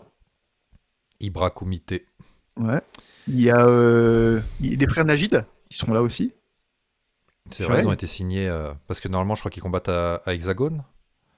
Je sais, oui, oui, ils Ouais, combattent Hexagone, mais là, je ouais. vois que les deux frères ont été signés, Deux frangins Yacine sur la et même carte, ouais. ouais. Les deux scientistes, et aussi Marianne, tu sais, qu'on avait croisé en Bulgarie. Ah non, t'es pas venu en Bulgarie. Marianne Dimitrov, qui est. Non, mais j'avais oublié, c'est sorti vraiment tout seul. C'est sorti tout seul. Marianne Dimitrov, qui est sur le tournoi, du coup, sur le tournoi du PFL. Et bah, c'était un des sparring de Benoît. C'était d'ailleurs un des sparring principaux de Benoît pour son camp en Bulgarie. Donc, Qui a des trapèzes qui montent jusqu'aux oreilles ah, il et est qui est. énorme. Ah, il est énorme, qui est- Marianne, il est énorme. Il est très fort. Physiquement, il est très impressionnant. Techniquement, il est fort. Il fait du bark knuckle aussi. Donc, franchement, très balèze. Alors, Et un gaucher Hikaru, en plus. moi, je prie le Seigneur que dans la vidéo que vous avez faite, Gab ait choisi de miser sur Dustin car il perd tous ses paris. Mais est-ce que tu as regardé la vidéo jusqu'à la fin? Est-ce que tu as vu que c'était une blague? Tu penses vraiment que je vais miser sur Dustin? Trouduc, va. Alors. Est-ce qu'en 2v1, vous battez John Jones, même en 1v1 hein. Avec un flingue. Avec un Glock, je le prends quand tu veux. Non, à la limite, avec un Bowie, je peux le faire aussi. Bizarre qu'un gars comme Tona Kroll soit pas sur la carte alors qu'il a déjà combattu au PFL du Blin. Tona, il va être matché à l'Hexagone, je crois que c'est en avril ou mai, Il y a un bon contre combat un avec autre Thomas, quoi. Français, Ouais. Anthony Dizzy. Anthony la masse Dizzy. Ça, c'est un bon combat. Ça, c'est un Ça, c'est combat que un j'attends. gros choc franco-français. Tona, Et c'est un c'est- mec qui a énormément de cœur, bah, un peu à l'image des boxeurs mexicains, tu vois. Un peu l'image d'Anthony aussi, hein. C'est les mêmes en fait. Ils sont tous les deux un petit peu le même profil. Anthony, c'est aussi bagarreur, je rentre dans l'art et tout.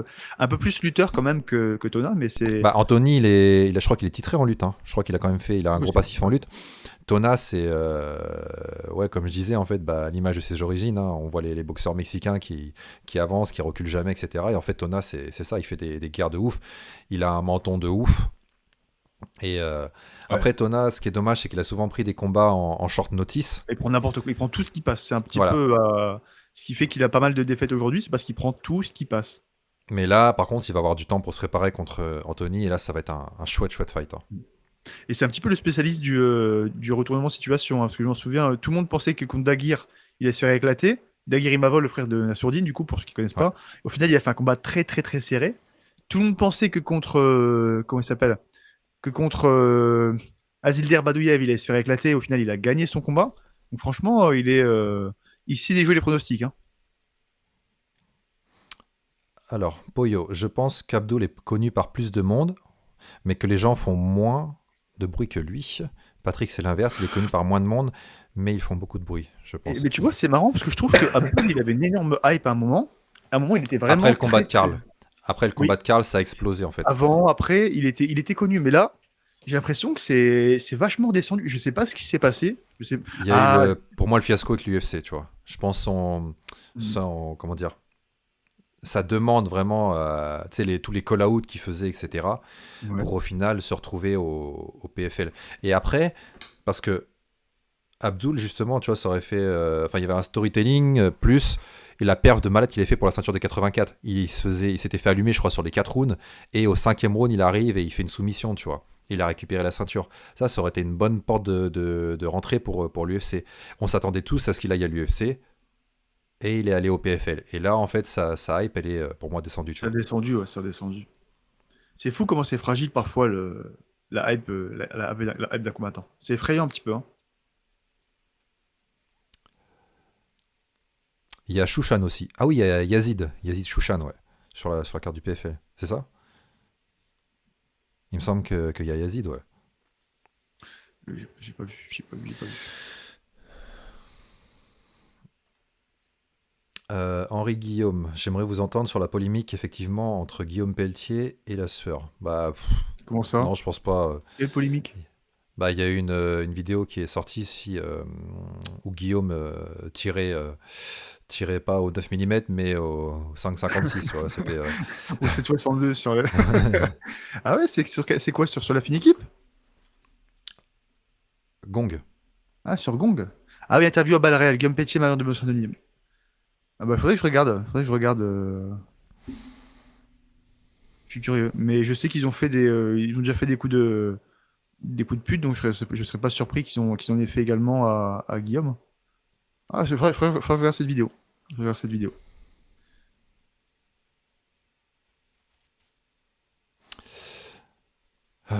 Alors où est-ce qu'on en était dans ce live au fait? Est-ce qu'on a suivi notre ligne On directrice était du sommaire? complètement sorti de notre ligne directrice, mais c'est pas grave. Franchement, c'était une ligne directrice c'était plutôt un détour qui me plaisait bien. Ah bah on peut continuer, hein. Parce que de ce qu'on devait parler, c'était l'UFC 299. C'était l'UFC aussi qui a eu cette nuit à l'Apex avec le main event entre Rozenstruik et Shamil Gaziv. Ouais. Et il a Euh, vraiment une tête de méchant, Shamil, c'est un truc de fou, hein. J'ai vu sa photo il y avait une photo qui est sortie où t'avais Shamil, Oumar et. Ah oui, les trois invaincus là. J'ai vu ça, j'ai fait ah ouais, Ok. mais on aurait dit genre les méchants dans James Bond, tu sais, t'as le grand balèze super méchant, t'as le mec qui avec son sourire vicieux comme ça, et t'as le mec super froid avec Oumar. J'ai fait ah ouais, putain, mais ils ont mis tous les méchants russes de James Bond quoi sur la même photo. Truc de fou, hein. Non, mais plus sérieusement, autant Shamil, c'est vrai qu'il avait été un petit peu mis en avant peut-être trop rapidement, parce que là, il est monté très très vite chez les poids lourds, il n'a pas affronté forcément des mecs qui avaient des gros niveaux. Et là, bah, il a pris directement Rozenstruik. C'est quand même l'élite du kickboxing, l'élite du striking. Et ça a piqué, hein. Ça a piqué. Par contre, pour le coup, les deux autres, pour Mohamed Mokaev et pour Omar Nurmagomedov, franchement, c'était des bons combats. En tout cas, pour Omar, c'est sûr. Pour Mokaev, c'était un petit peu plus compliqué. Mais globalement, ils ont fait des beaux combats, hein. Alors moi, je peux pas te suivre sur Et donc, ces. tu ne suis pas l'actualité du MMA, Gabriel? Non. Hier Non, en soir, je vrai, suis parti voir Dune 2. C'est pour ça. Hier, je suis parti au ciné, solo, peinard. Je me suis fait un bon Dune, tu vois. Et, je ne connais pas. voilà. Je ne connais pas ça. Je ne connais pas cette chose. Mais ici, on parlait même, on parle pas d'une, d'accord? On n'est pas à la plage. Donc, on va. Non, j'ai juste. Pareil, en vrai, je suis quasiment dans le même cas que toi, dans le sens où j'ai pas regardé le combat de Chami, j'ai juste vu le moment où il s'est fait disqualifier Et parce toi, qu'il c'était disait quoi qu'il. ton excuse? Tu faisais quoi hier soir? Hier soir, j'ai accompagné un combattant au Muay Thai Grand Prix. Ah, On peut en tiens. parler. On peut Ah en ouais, parler. Oh, ce bon retournement. Et alors? Et ouais, moi, Après j'étais pas marqué. 1h47 de transport. C'était horrible. Non, c'était pas 1h47, mec. C'était plus de 2 heures. C'était horrible. C'était horrible. Donc, il y avait le Muay Thai Grand Prix hier. Très, très, très bonne soirée. Il y avait un de nos combattants, l'équipe Voirin, qui combattait. C'était Quentin Pierrot. Il a fait un bon combat. Bon, ça se voyait qu'il était raide. C'était sa première fois. C'était son premier combat devant un public. Donc là, il y avait du monde, il y avait du bruit. Il combattait tard le soir. Donc, forcément, il était un peu plus tendu qu'à son habitude. Mais il a fait un combat correct. Il l'emporte à la décision. Et puis voilà, hein. Très bonne chose. Et sur le retour, là, donc le combat, par contre, ça a commencé super tard. Ils ont commencé en retard de ouf. Le combat, je crois qu'il a combattu autour de 22h, Quentin, 22h30, alors qu'on était à la moitié de la carte, hein. Le dernier combat, il a dû avoir lieu à 2h, en fait. 22h30, peut-être 23h. Je suis rentré chez moi, il était quasiment 1h du matin, en fait. Et je me suis éclaté la gueule en trottinette. Oh, je me suis rétamé. Mais en fait, je rentrais et du coup, il faisait super noir. Et, j'avais mis la petite lumière sur la trottinette de merde, mais c'était une petite trottinette, il n'y avait pas de visibilité. Et je roule, tu sais, j'étais sur le trottoir et puis je vois une bordure comme ça. Mais je pensais que c'était une bordure qui montait comme ça, qui redescendait après. Donc je garde la même vitesse, j'étais à 25, tu vois, 25, entre 25 et 30. Comme ça. En fait, j'avais pas vu, mais c'était un truc de travaux et la bordure, elle était, elle était comme ça. Donc je roule, je prends la bordure et j'ai été éjecté de la trottinette sur l'avant comme ça. J'ai fait une énorme roulade par terre. Bon, comme d'habitude, dès que je tombe, j'ai regardé si personne m'a vu. J'ai même pas checké si j'étais blessé. La première chose que je fais, c'est je regarde si personne me regarde. Je regarde si personne me voit. Je fais bon. Les personnes autour, c'est bon, je me relève. Ma doudoune, elle était, elle était éclatée, pleine de boue, comme il avait plu. J'avais piqué des biscuits là-bas au MotoGP. Tout était éclaté dans mon sac. Je me suis explosé. Mais j'ai fait une belle roulade. Je me suis bien réceptionné, franchement. Je suis confiant sur mes capacités à ne pas être blessé si je tombe de trottinette. C'était Bref, je les suis anecdotes de la vie de Mathieu.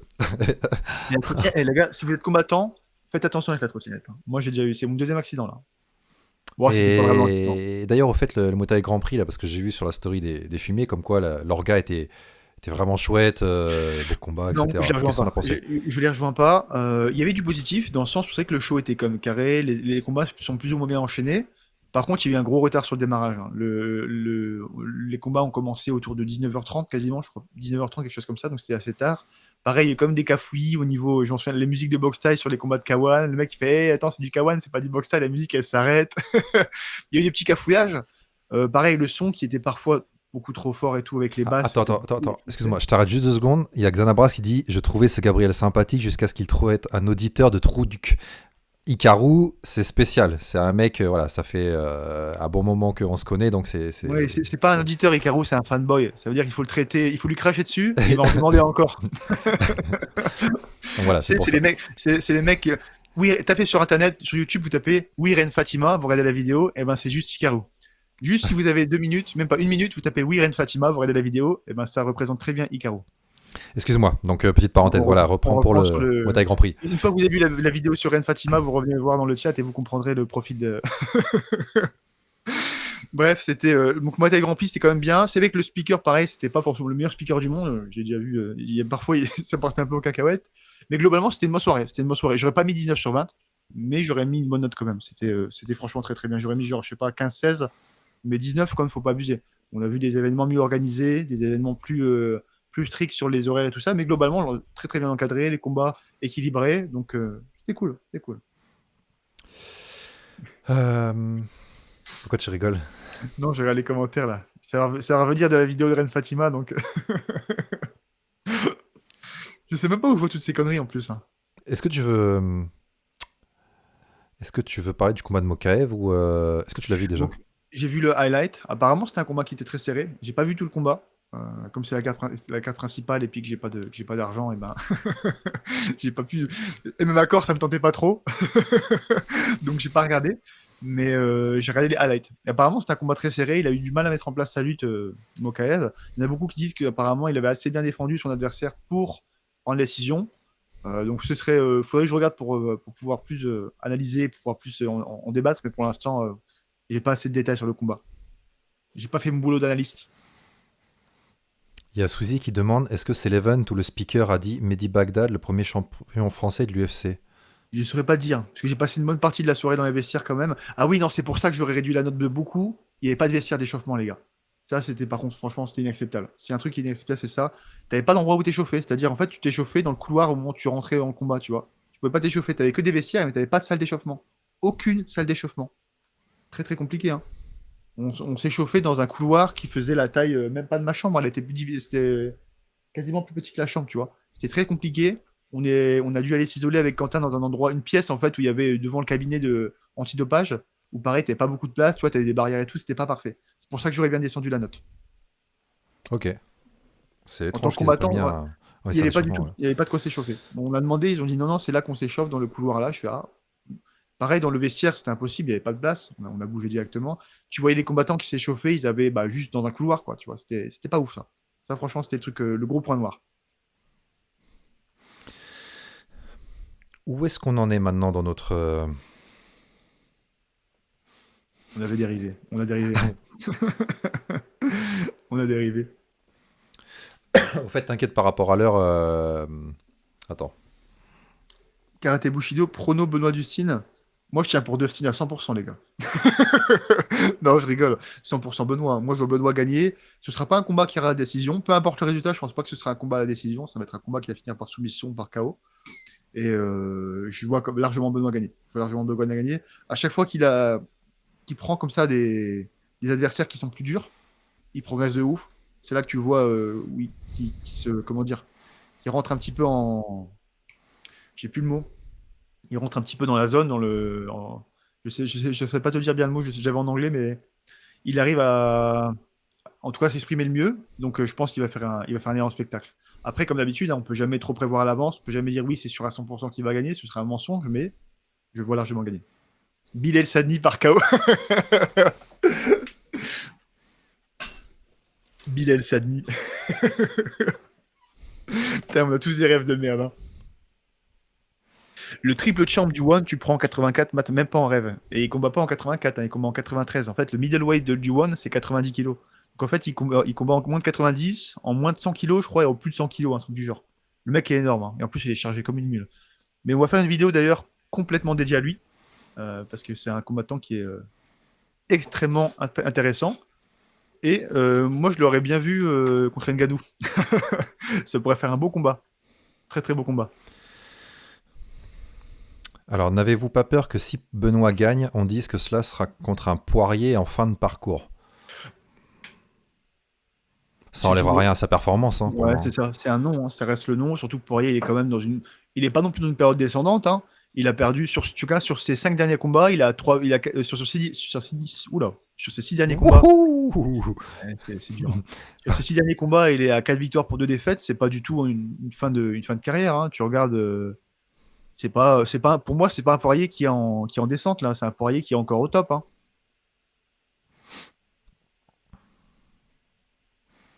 Mais ceci dit, c'est vrai que c'est un Poirier, avec du recul, quand tu le vois se foirer, c'est contre des mecs qui ont un bon sol. Tu le vois, il s'est foiré contre Khabib, il s'est foiré contre Oliveira. Tu regardes, il n'a pas affronté tellement de mecs qui avaient d'un énorme sol. Regarde, tu reviens dans son palmarès, tu vois, il n'y a pas de mecs qui ont du sol de malade. Par contre, il a du mal avec les mecs qui sont justement une bonne lutte et un bon sol. Donc Benoît, il rentre dans ce profil. Moi, je pense que c'est quelque chose qu'il ne faut absolument pas négliger. Mais de toute façon, pareil, on aurait une vidéo dédiée à 100% sur le sujet dans la semaine qui va sortir, avec des détails en inside du camp de Benoît. De toute façon, en France, tu gagnes, t'es le Messi, tu perds, t'es un jean. Ouais, c'est un peu Il y la a quand mentalité. même il y a du bon retournement de veste, ouais, c'est vrai. Ouais, c'est un peu la mentalité de la française, et surtout aussi parce que le public français, en tout cas pour l'instant, est encore un public qui est novice, tu sais, donc c'est des gens qui sont pas fidélisés, c'est pas des mecs qui sont fidélisés aux combattants, donc c'est des mecs qui ils sont un peu guidés par la hype, c'est-à-dire la hype avec ce combattant, je l'aime bien, la hype elle est plus avec ce combattant, je l'aime pas. Tu vois, ils sont pas encore fidèles, ils sont juste attirés par les lumières, attirés par le renouveau, par la hype, tu vois. C'est juste ça. Mais ça va, au fur et à mesure, ça va se diviser. Surtout Benoît, même s'il perd, il a justement ce profil, comme il est authentique, où il aura toujours les gens qui lui seront fidèles. Et puis, même de toute façon, là s'il perd, c'est quand même un saut de haut dans le classement. Donc, il est 12e, il va taper le 3e. Ouais, c'est un gros gap. En fait, si jamais il perd, ça n'enlève rien après à sa construction de carrière, tu vois. T'as dit quoi si jamais il perd? Vas-y, tourne le truc comme tu veux. Non, tête de mort. Hors fixed, Mathieu, tu vas à Miami, toi? Non, je vais pas à Miami, c'est trop cher. Non, c'est trop cher. De toute façon, le coin est déjà fait, donc bon, ça sert à rien que je vienne. Benoît, il est très très bien entouré. Là, il y aura Daniel, il y aura Christophe, il y aura soit un de ses frères à Benoît, soit Guillaume, le manager de l'équipe. Donc, il est bien accompagné. Il y aura aussi sa femme qui sera là, avec sa fille, avec sa famille, son père et tout. Donc, il y a tout ce qu'il faut. Moi, je serai dans le Nord avec le reste de l'équipe à soutenir Benoît. Est-ce que vous allez vous taper avec des vrais combattants sur KB? Ouais. Pourquoi il y a des faux combattants sur karaté? Attends. Ah non, je vois ce qu'il veut dire, parce que là, on a fait une vidéo dans la rue, il se demande à mon avis si on va faire pareil que Greg, tu vois. Oui, c'est prévu, et même très bientôt. Mais bon, on espère quand même que Greg reviendra, parce que bon, on en a marre de faire tout le boulot là, faut qu'on partage un petit peu là. Greg, faut que tu reviennes, on en a marre là. Là, la charge de travail, elle est trop forte. La charge mentale, elle est trop élevée, faut que tu nous aides. Tu nous manques, Greg. Et même Mehdi, ouais. Mehdi, ouais, mais Mehdi, il est pas parti, il a juste le pec arraché. Juste. Greg revient quand, vous savez? On sait pas. Je sais pas du tout. Faudrait que j'en parle avec lui. Je sais pas du tout ce qu'il en est, quand est-ce qu'il va retourner. Mais en tout cas, ouais, on espère le revoir rapidement sur la chaîne. La fille de BSD a passé plus de temps que Thibaut Inchette dans la salle. C'est vrai. C'est vrai. Elle a fait. Déjà, ce que je me dis, c'est qu'elle a même pas un an. Elle a déjà fait plus de pays que moi et Gabriel rassemblés, quoi. C'est chaud, hein. C'est chaud quand même. Hein. Alors, Mais vous pensez que c'est une bonne idée de se taper après 45 ans? Ça aussi, ça C'est qui sera qui a une dit ça? vidéo que C'est qui qui a posé cette question? c'est grosse BEAT. Non, je ne tomberai pas dans le panneau, non. Putain, je pensais que j'allais te faire sauter Non, le non. live, là. Est-ce que c'est une bonne idée? Bah, en fait, à partir du moment où tu te sens encore performant, qu'on te propose des adversaires, comment dire, Oui, adapté. en profil voilà, équivalent, etc., on va pas te mettre genre un premier couteau de 22 ans, ultra vénère, etc. Si le matchmaking est bon, si tu te sens que, bah, si déjà tes examens médicaux aussi sont bons, il n'y a pas de raison en fait. Tu sais, t'as le droit de te faire des kiffs, hein. Hmm. Tant que c'est adapté, c'est ça. Tant que c'est adapté, ça va. Si t'as 45 ans, faut que tu combattes avec des mecs qui sont relativement du même âge ou qui sont pas forcément super expérimentés. Mais tu peux pas prendre. Si t'as 45 ans, on peut pas te mettre avec un mec de 25 ans qui est invaincu, qui défonce tout le monde. Tu vois, c'est pas du tout les mêmes profils. Donc, il faut être intelligent sur les combats que t'acceptes. Et surtout, faut être en forme encore, hein, parce qu'à 45 ans, t'en as beaucoup, ils savent même plus. Je vais dire une connerie. Vas-y. 45 ans, c'est compliqué, quoi. T'as des mecs qui sont plus au top Non, de non, leur non, forme. vas-y, vas-y, dis. Je veux entendre. Non, c'est bon. On va faire sauter le live. Donc, non, faut. Il y a des mecs à 45 ans, voilà, c'est chaud. Donc, faut. Mais t'en sais pas, parce que Oh putain. on va dire que ça dérape encore. Laisse tomber. Après, oui, Romero, il y en a beaucoup, je vois dans le chat, Romero, oui, mais Romero, c'est une centrale nucléaire. Tu vois, son sang, il est vert fluo. Donc forcément, il a 45 ans, mais il a pris tellement de produits qu'on va dire que là, il n'a pas encore les conséquences. Par contre, à 50 ans, il fait un arrêt cardiaque. On le voit déjà, il a énormément de problèmes de santé, il a des problèmes de dos, des problèmes de nuque.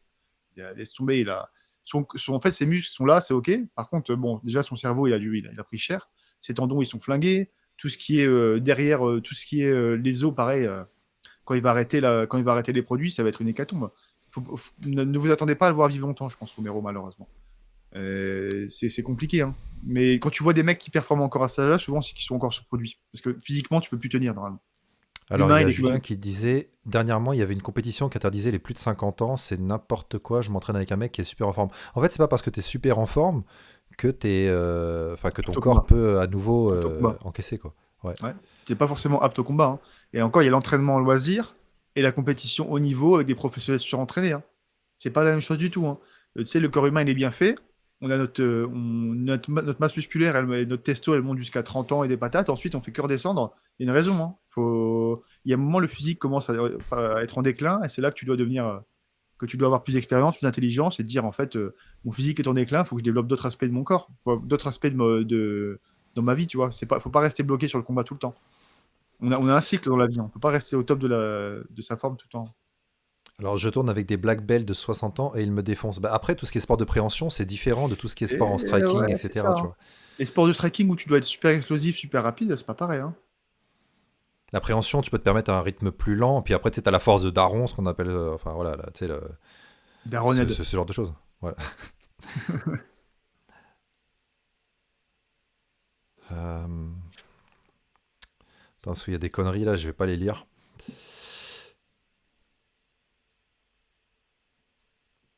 Après Est-ce que vous croyez 35 ans, pas... tu...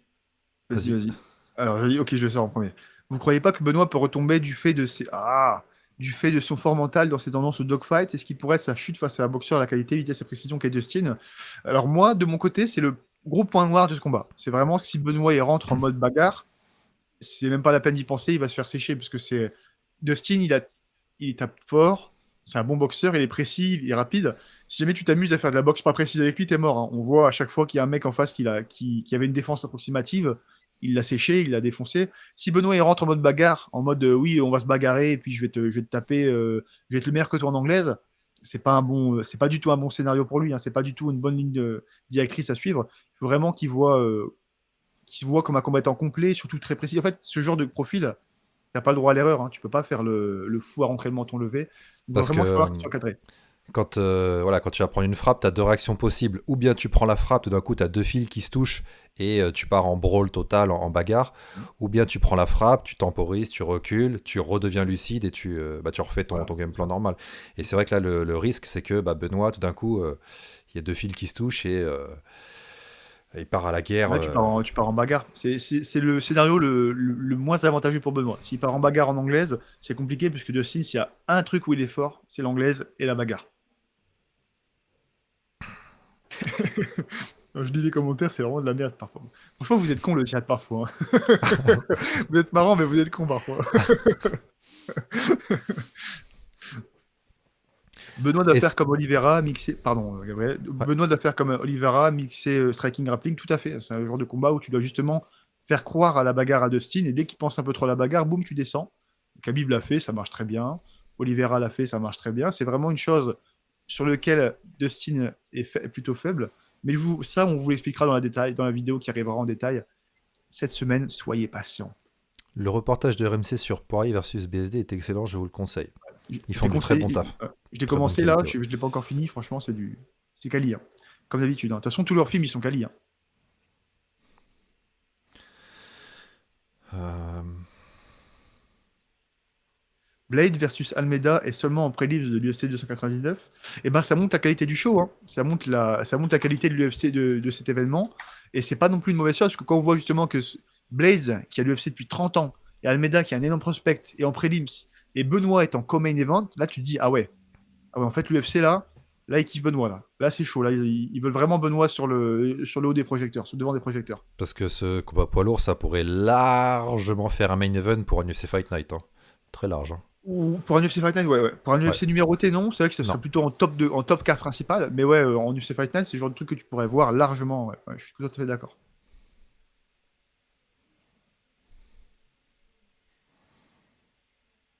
Alors, perso, je trouve ça logique qu'on explique plus qui est Poirier dans le sens où c'est l'underdog pour ce fight. Et même pour aller plus loin, moi je pense que l'accent a été mis aussi sur Poirier pour que le public français comprenne Exactement. vraiment qui est Poirier et quel adversaire vraiment Benoît va taper. C'est pas, il va pas taper, voilà, Les gens sont pas c'est pas contents. frévola. Les gens sont pas contents. Il faut que le public, un peu novice, se rende compte vraiment de ce que c'est d'aller taper Poirier. C'est vrai, je suis tout à fait d'accord. Alors, ils kiffent Benoît ou ils veulent faire concurrence au combat Ngannou contre Anthony Joshua? C'est possible qu'il y ait un peu des deux, hein, mais je pense que c'est vraiment qu'ils kiffent Benoît, hein, parce que la date du combat n'était pas forcément encore fixée quand quand la date de l'UFC 299 a déjà été mise en place. On n'a pas trop vu Benoît dans les médias français pour pouvoir se fight. C'est vrai qu'il n'y a pas, là, il y a pas forcément beaucoup de médias à la salle. Je pense que Benoît il a vraiment voulu se concentrer à fond sur sa préparation pour être à 100% dans le moment, 100% dans le combat, plutôt que trop se disperser, peut-être comme il l'a fait un petit peu avant. Là, je pense qu'il voulait vraiment être focus à 100%. Et c'est pas plus mal, parce que c'est le genre de combat où tu as besoin d'être présent physiquement et mentalement à 100%. Il a fait le Moscato Show quand même, c'est vrai. Vincent Moscato. Alors, ça, c'est marrant aussi, parce que tu vois, je m'en souviens. Benoît, je le connais depuis longtemps maintenant. Je l'ai connu, il avait un seul combat professionnel. Et je m'en souviens, on était parti dans le sud à deux en caisse, tu vois. Donc, je m'étais tapé, je sais plus, je crois que c'était 7 ou 8 heures avec Benoît en voiture. Et il avait mis le Moscato Show pendant des heures. Oh, et je disais, t'aimes bien ça? Il faisait, ouais, je suis tout le temps, lui, il est trop fort et tout. Le Vincent Moscato, là, c'est un ancien rugbyman, tu sais. On avait écouté pendant des heures. Puis un jour, je le vois justement parce que tu vois, c'est marrant parce que Benoît à l'époque, il n'était pas connu du tout. Il combattait encore à Paris dans les petits spectacles, dans les petits trucs de Pancras un peu pourris. Et plus tard, là, il y a quelques temps, il y a quelques mois maintenant, je vois Benoît qui passe dans le Moscato Show avec mon Vincent Moscato qui dit oui, putain, Benoît et tout, une star et tout. Et tu dis, c'est marrant comment les rôles s'inversent, tu vois. C'est très très marrant de voir ça. Ça fait toujours plaisir, ça fait très très plaisir. Just Ikaru. Donc Ikaru, encore une fois. Alors une question intelligente pour une fois. Vous en C'est pensez bon, quoi de Dustin? je l'ai recadré avec Ren Fatima. Vous en pensez quoi de Dustin qui dit qu'à son âge, c'est potentiellement son dernier combat à chaque combat? Vas-y, à toi l'honneur. Les plus vieux Bah, d'abord. Les aînés d'abord. parce que j'ai le même âge que Dustin, c'est ça? Les seniors d'abord. Les Qu'est-ce que j'en Shibali pense? d'abord. Mais après, c'est un Les peu Croulants embêtant d'abord. C'est bon, j'arrête. c'est un peu embêtant dans le sens où justement, si le combattant gagne contre Dustin, bah les gens voilà, pourraient dire un petit peu oui, mais de toute façon, il a annoncé que c'était son dernier combat, il a plus la même dalle, il pensait tu penses déjà à ta porte de sortie, etc. Tu vois. Donc c'est juste ça. Sinon, après, j'en pense pas grand chose, hein. Je t'avoue que là. Euh, bah, euh, c'est vrai qu'on sent que Dustin est intelligent quand même. Moi, je vois que c'est un mec intelligent parce qu'il avait dit justement dans la vidéo, dans le film d'RMC Sport, qu'il était très précautionneux avec son cerveau. avec ses capacités physiques et ses capacités encaissées, parce que c'est vrai qu'il fait toujours des combats, il fait toujours des guerres. Et il sait qu'en fait, qu'à chaque fois qu'il rentre dans la cage, il laisse potentiellement des mois, voire des années de vie à chaque fois. Et je pense qu'il en est conscient, tu vois. Ils font une famille, il a d'autres choses à côté maintenant, il a sa fondation, il a d'autres choses auxquelles il accorde beaucoup d'importance. Et je pense qu'il se rend compte que s'il veut pouvoir profiter de ça, bah, faut pas qu'il fasse des guerres. Donc à chaque fois, il se dit, s'il y a une guerre qui va trop loin, si je sens que je prends trop de dégâts, j'arrête. Je pense qu'il en est conscient. Il est intelligent. Et c'est plutôt bon signe, hein, parce qu'il y a beaucoup de combattants, un peu à l'image de Tony Ferguson, où c'est complètement l'inverse. Les mecs, ils arrêtent pas. Ils arrêtent pas. Tant qu'ils sont pas morts, ils continuent. Ou bien Bigfoot Silva encore, qui a, je sais pas, 16 défaites d'affilée. Alors, bas comme Cowboy ou Holloway, il y a eu un run légendaire à l'UFC. Il sait qu'il sera Hall of Fame, ça c'est sûr et certain. Maintenant, il va prendre ce qui reste à prendre. C'est ça, c'est ça. D'ailleurs, est-ce que on n'aurait pas quelques combats du 299 à parler vite fait? Hmm, Est-ce que... Parce que là, ça fait déjà quasiment 1 heure et demie qu'on a lancé. Est-ce que on reste pas sur ça, sur le point final avec Benoît? Moi, je pense que c'est une bonne idée. Et qu'on fasse un petit... j'allais dire un petit question-réponse, mais en fait, depuis tout à l'heure, on fait question-réponse. Je crois que c'était le Ouais, live on peut spécial. continuer à faire un petit peu de questions-réponses et puis on peut lâcher d'ici une petite dizaine de minutes, 5-10 minutes. Parce que je pense que c'est bien de finir sur Benoît. Comme c'est la prochaine vidéo qu'on va lancer sur la chaîne normalement, je pense que c'est bien de finir sur ça. Ah non, ok, j'ai peut-être envie de parler d'un combat par contre. Celui de Sean O'Malley contre Marlon Vera. J'ai oublié que c'était ça le main event. Je suis impatient de voir ça. Je suis impatient de voir ça. T'es impatient pour quelle raison? En fait, Donne-nous tes Sean raisons. O'Malley, c'est un mec qui m'a beaucoup aidé en striking, hein. Même si j'ai jamais rencontré en vrai, son striking, en fait, il est très intelligent, il a une très bonne analyse du combat. Et quand tu étudies son striking, il a vraiment une forme qui est ultra intéressante de striking. Il y a très très peu de mecs. En fait, il y a dans le style de striking, tu as quelques combattants qui me font un effet particulier. Quand je les regarde, je trouve ça beau. Genre, je vois la façon dont ils combattent, c'est beau. La façon dont ils se déplacent, c'est beau. Il y a très peu de mecs qui font ça. Il y a Sean O'Malley, Connor, Yair Rodriguez et Umar Nurmagomedov qui me font ça. Et Zabit Magomed Sharipov. Il n'y en a pas beaucoup qui me font. Il y a que eux qui me font cet effet-là. C'est vraiment un effet de propreté. Il n'y a pas de déchets dans la boxe. Et c'est un des seuls qui me donne cet effet-là. Et Ils je suis font de pressé de l'effet, voir ce que ouais. ça a donné, puisque justement, il avait perdu contre Vera. Et je suis curieux de voir si c'était juste un coup de chance ou si c'était. J'ai pas compris ce que t'as dit. T'as dit quoi? C'est de la Ils te merde, je font de pense. l'effet. Ouais, oui, ils te font de Ils font l'effet. l'effet. Ouais, c'était vraiment de la merde, putain. Ouais, Pourquoi je c'est me de suis la merde. arrêté? J'aurais dû continuer, hein, ça aurait pas dû revenir. Et bref, je suis curieux de voir ce que ça a donné contre Marlon Vera, voir si c'était juste un coup de chance de Marlon pour le premier combat ou s'il est vraiment supérieur à Sean. Mais je pense que Vera, il va prendre sa branlée, hein. Tu penses? Ouais. J'ai bien dit que, Sur... que, que Vera allait prendre sa branlée. Ouais, ouais, c'est ça. Ouais, ça. Sur quels aspects tu penses qu'il a eu son plus gros step-up, Sean O'Malley? Striking surtout. Striking.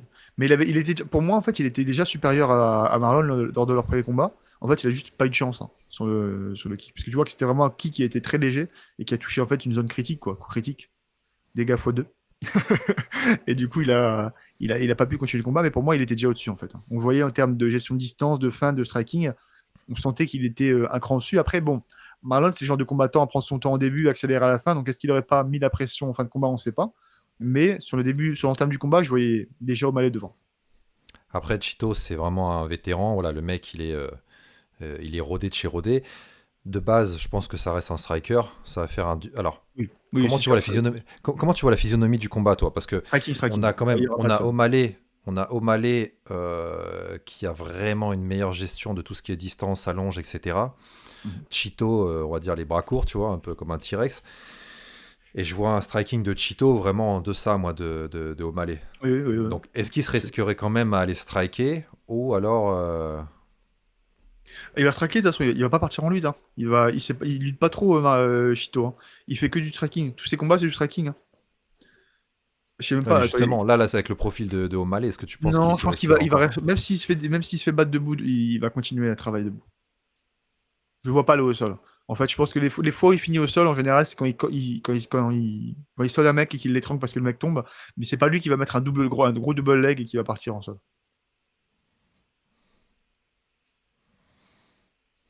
Donc voilà. D'ailleurs, Sean est un très bon exemple de bonne communication car il est millionnaire sans l'UFC avec ses réseaux. Bah, Sean, il a vraiment déjà le KO qu'il avait claqué Je crois que c'était au Dana White Contender Series, et il y avait Snoop Dogg avec Uriah En fait, Faber, il avait un profil qui, particulier. voilà, ça c'était devenu viral. Oh, Meili! Oh, Oh Meili! Meili, oh Meili, comme ça là. Et après, il a vraiment travaillé son personnage. Voilà, c'est le mec multicolore qui tape la weed, qui joue au jeu, toujours en duo avec son coach et Ouais. ami. Il a vraiment le package total en termes de com, quoi. Attends, faut que je regarde un truc, parce que je me souviens, c'est quand est-ce qu'il a combattu, lui, la première fois? Attends. Parce qu'avec du recul, je suis en train de penser à un truc où je vais aller combattre justement quand j'étais en amateur, et je me matais des vidéos de lui avant. Il a combattu quand alors? UFC, The Ultimate Fighter, 2018, c'était il y a 6 ans, ouais, c'est ça. Je me souviens quand j'allais combattre, je regardais des vidéos de lui parfois. Je mettais même une musique, il écoutait lui pour mettre en mode ninja. Putain, c'était quand? Ouais, c'est ça, en 2018. Le Ah, mec qui fait excellent. tourner sa femme. Ouais, ça effectivement, Ah, c'est par un contre, ça, pan c'est de ça, lui. ouais. Attention, ouais, Ah, j'ai dit que c'est... j'étais fan. Je suis fan de son ouais, style, ouais. Je suis fan de son style de combat, par contre, la personnalité, j'accroche pas du tout. La ah, c'est chaud, hein. drogue, tout ça, le côté libertin et tout, sa femme qui tourne, ouais, c'est chaud ça. Franchement, c'est compliqué, hein.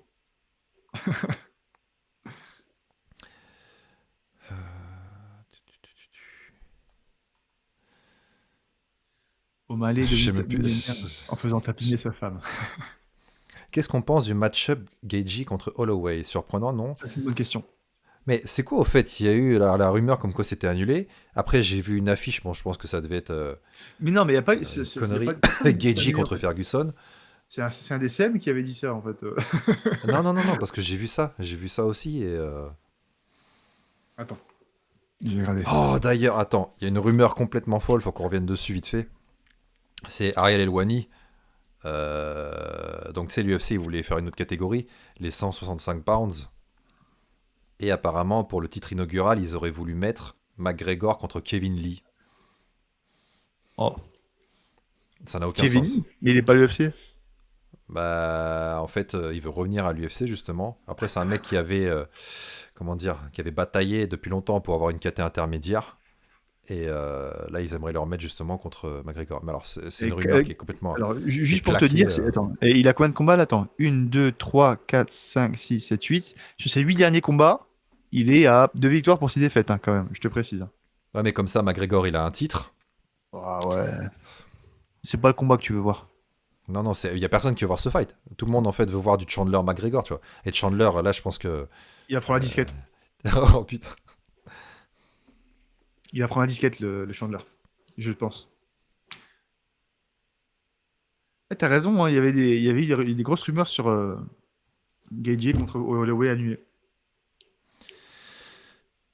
Personne ne parle du Glory. C'est passé le Glory avec le français là contre Glory? Rico Verhoeven. Le Glory? Tu C'est sais, le... il y a Ah, pour le Sofiane? tournoi pour les 500, ouais, pour les 500 000 $ là. Alors, je savais même pas que c'était passé. Non, Non c'est mais le je 9 sais pas. mars. C'est le 9 Non mais mars, c'est c'est une pas encore question. maintenant. Ouais. Non mais c'est quelqu'un qui disait personne ne parle du Glory, mais je sais pas si c'était passé ou pas, tu vois. Oui, mais ça prouve justement à quel point le kickboxing est mort, hein. Kickboxing, ça n'existe plus, hein. Bah attends, c'est bizarre, hein. Le kickboxing, ça n'existe plus trop, hein. Les gens ont oublié, hein. Tout le monde parle MMA. Tu vois, parce que c'est marrant, il sera aussi disponible sur Dazen. Et tu vois, en fait, personne ne le sait non plus, tu vois. C'est chaud. C'est chaud, c'est chaud. Si c'est pour faire revenir Connor, à la limite, tu fais revenir Masvidal et tu fais Connor versus Masvidal, mais Ah, Kevin ça, c'est Lee, bien. Joseph. Ça, c'est bien, ça. Masvidal Connor, ça, c'est un bon combat, ça. Bah là, on Mais aurait limite, deux gros trash talkers. Et puis avec un combat dont, en fait, on saurait pas trop l'issue. Là, franchement, Kevin Lee, Kevin Lee est quand même une très grosse lutte, hein. ouais, ouais, il a une très bonne lutte. Il pourrait être casse-couille. C'est pour ça que ça pourrait être un combat de merde, en fait, ce que personne ne veut, parce que si jamais il veut casser le combat et juste faire de la lutte, il peut le faire. Il faudrait mettre un striker contre Connor. Mais je rejoins un petit peu par contre le point de vue de Illogical RL qui dit Chandler, il attend trop le paycheck avec Connor.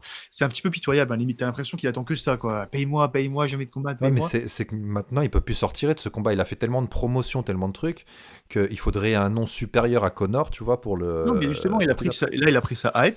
Je pense que ça, justement, ça l'a monté un petit peu.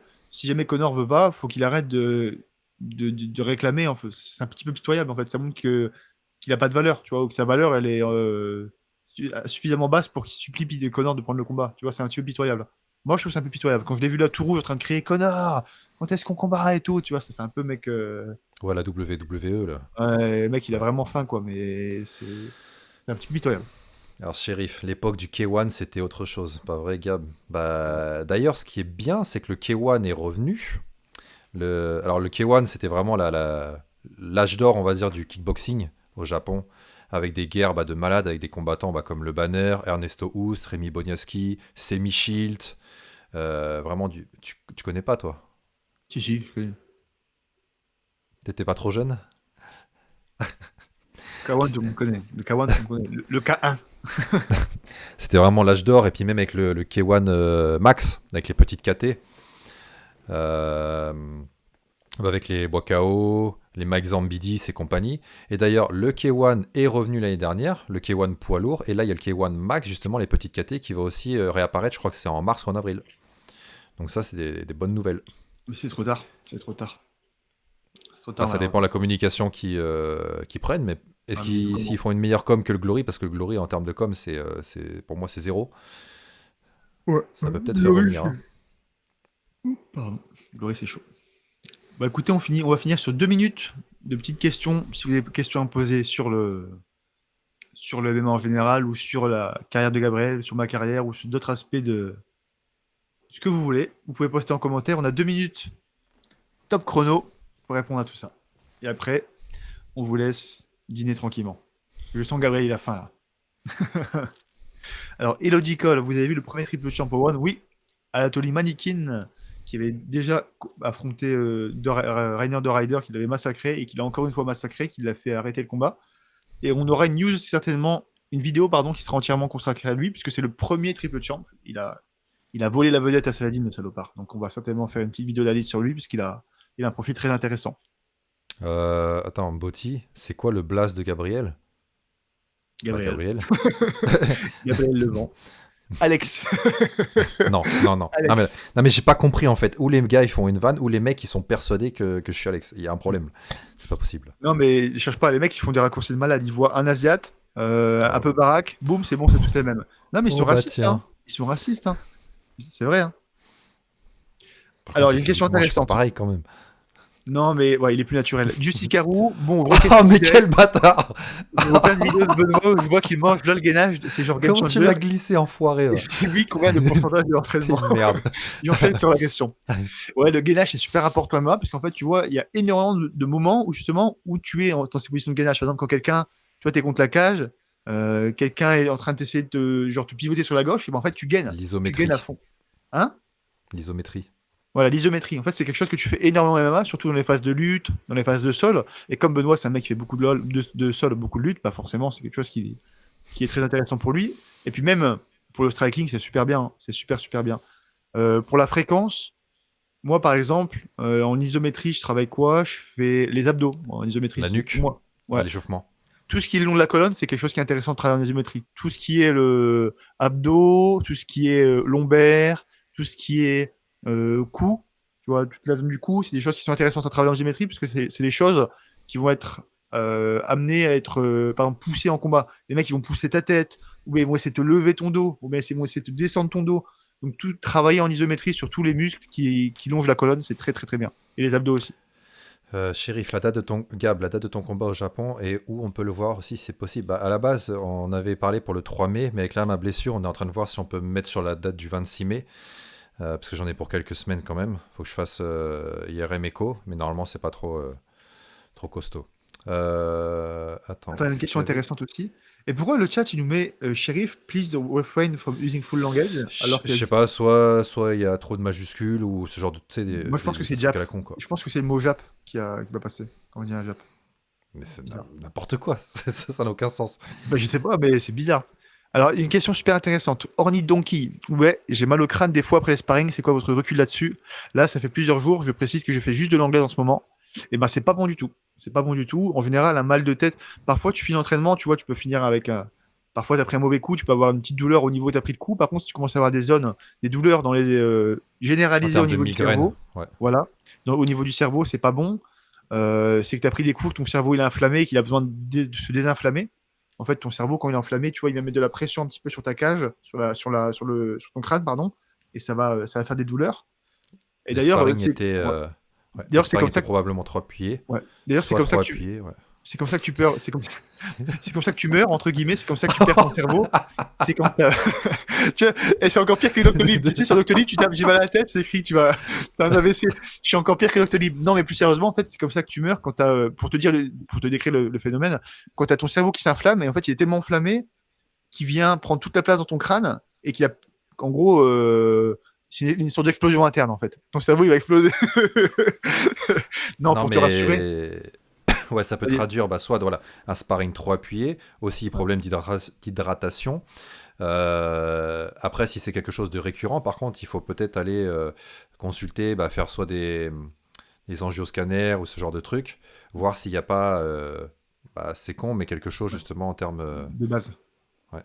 Et en fait, non, pour être plus sérieux, c'est pas forcément une commotion, ça veut rien dire, mais bon, tu peux juste avoir un petit peu le cerveau enflammé. Comme Gabriel l'a dit, le mieux c'est de faire un scanner ou un truc comme ça pour être sûr de voir que t'as pas de blessure avant. Parce que parfois, tu as des mecs en fait, c'est pour ça qu'en combat, on est obligé d'avoir certains examens pour voir si t'as pas de blessure d'antécédent. Parce que tu as des gens, ils naissent en fait avec des soucis au cerveau. Il y en a beaucoup en ce moment d'ailleurs. Il y a des gens qui naissent avec des soucis au cerveau et qui peuvent pas combattre, qui sont pas aptes au combat, ou des soucis aux yeux qui sont pas aptes au combat non plus. Et le mieux, c'est déjà de réduire la quantité de sparring, parce que si tu fais du sparring tous les jours, déjà, c'est pas bon du tout. Ton cerveau, il a besoin de repos. C'est comme un muscle, en fait. Tu vois, imagine, tu t'entraînes, tu as le muscle qui est défoncé. Si tu rentraînes encore le lendemain, il va péter un jour. Donc, pas de sparring. Faut pas faire trop souvent du sparring. Faut pas taper trop fort en sparring. Faut pas hésiter aussi à prendre de la créatine. La créatine, c'est très très bon pour tout ce qui est cerveau, pour tout ce qui est commotion. Créatine en grande quantité. Puis voilà, hein, le mieux, c'est le repos. Hein. Tu reposes quelques jours. Puis voilà. Justicarou qui a mis dans le mille. Exactement. Non, mais là, on parle pas de complément d'une marque en particulier, mais par contre, la créatine, vraiment, ça a été prouvé, c'est bénéfique pour tout ce qui est prévention des commotions, guérison des commotions. Donc, faut pas hésiter non plus à bien charger sur ça. Et ça coûte que dalle en plus. Donc bon. Eh bien, écoute, Mathieu, si on se quittait sur ce bon conseil médical. Ça me paraît pas mal. On va finir sur une bonne phrase de Illogical. Faut pas taper trop fort en sparring. Hein, Mathieu? Hein, Mathieu, ouais. Exactement. Alors, pourquoi Matt le complotiste, le Duclos? Je sais pas pourquoi. Bref, on finit sur du positif, on finit sur le médical, comme tu as dit. On vous souhaite une très très bonne soirée. Merci à vous de nous avoir suivis. Vous nous avez fait kiffer comme d'habitude. Gabriel, le petit mot de la fin. Attends, j'ai oublié de remercier notre sponsor Unibet. Voilà. Grand merci Unibet de sponsoriser ce live. D'ailleurs, alors, il y a le lien qui défile de temps en temps dans le chat, ou aussi avec le code Gabriel, vous avez jusqu'à 100 € de bonus sur votre premier pari. Encore une fois, les jeux d'argent sont à faire avec une très grande modération, et donc soyez responsables dessus. Et comme dirait Mathieu, ne pariez que ce que vous pouvez vous permettre de perdre. Et si vous êtes pauvre, ne pariez pas. Voilà. Quoique moi j'étais pauvre, j'ai parié sur Benoît et j'ai gagné un peu de thunes, franchement. Il faut pas le dire. Ah pardon. Non mais j'étais pas sponsorisé hein, quand j'ai parié. On se dit à très vite. À dimanche prochain pour le prochain live. Comme d'hab aussi sur les vidéos de Karaté Bushido Plus. Donc voilà. Ciao tout le monde. Ciao, ciao.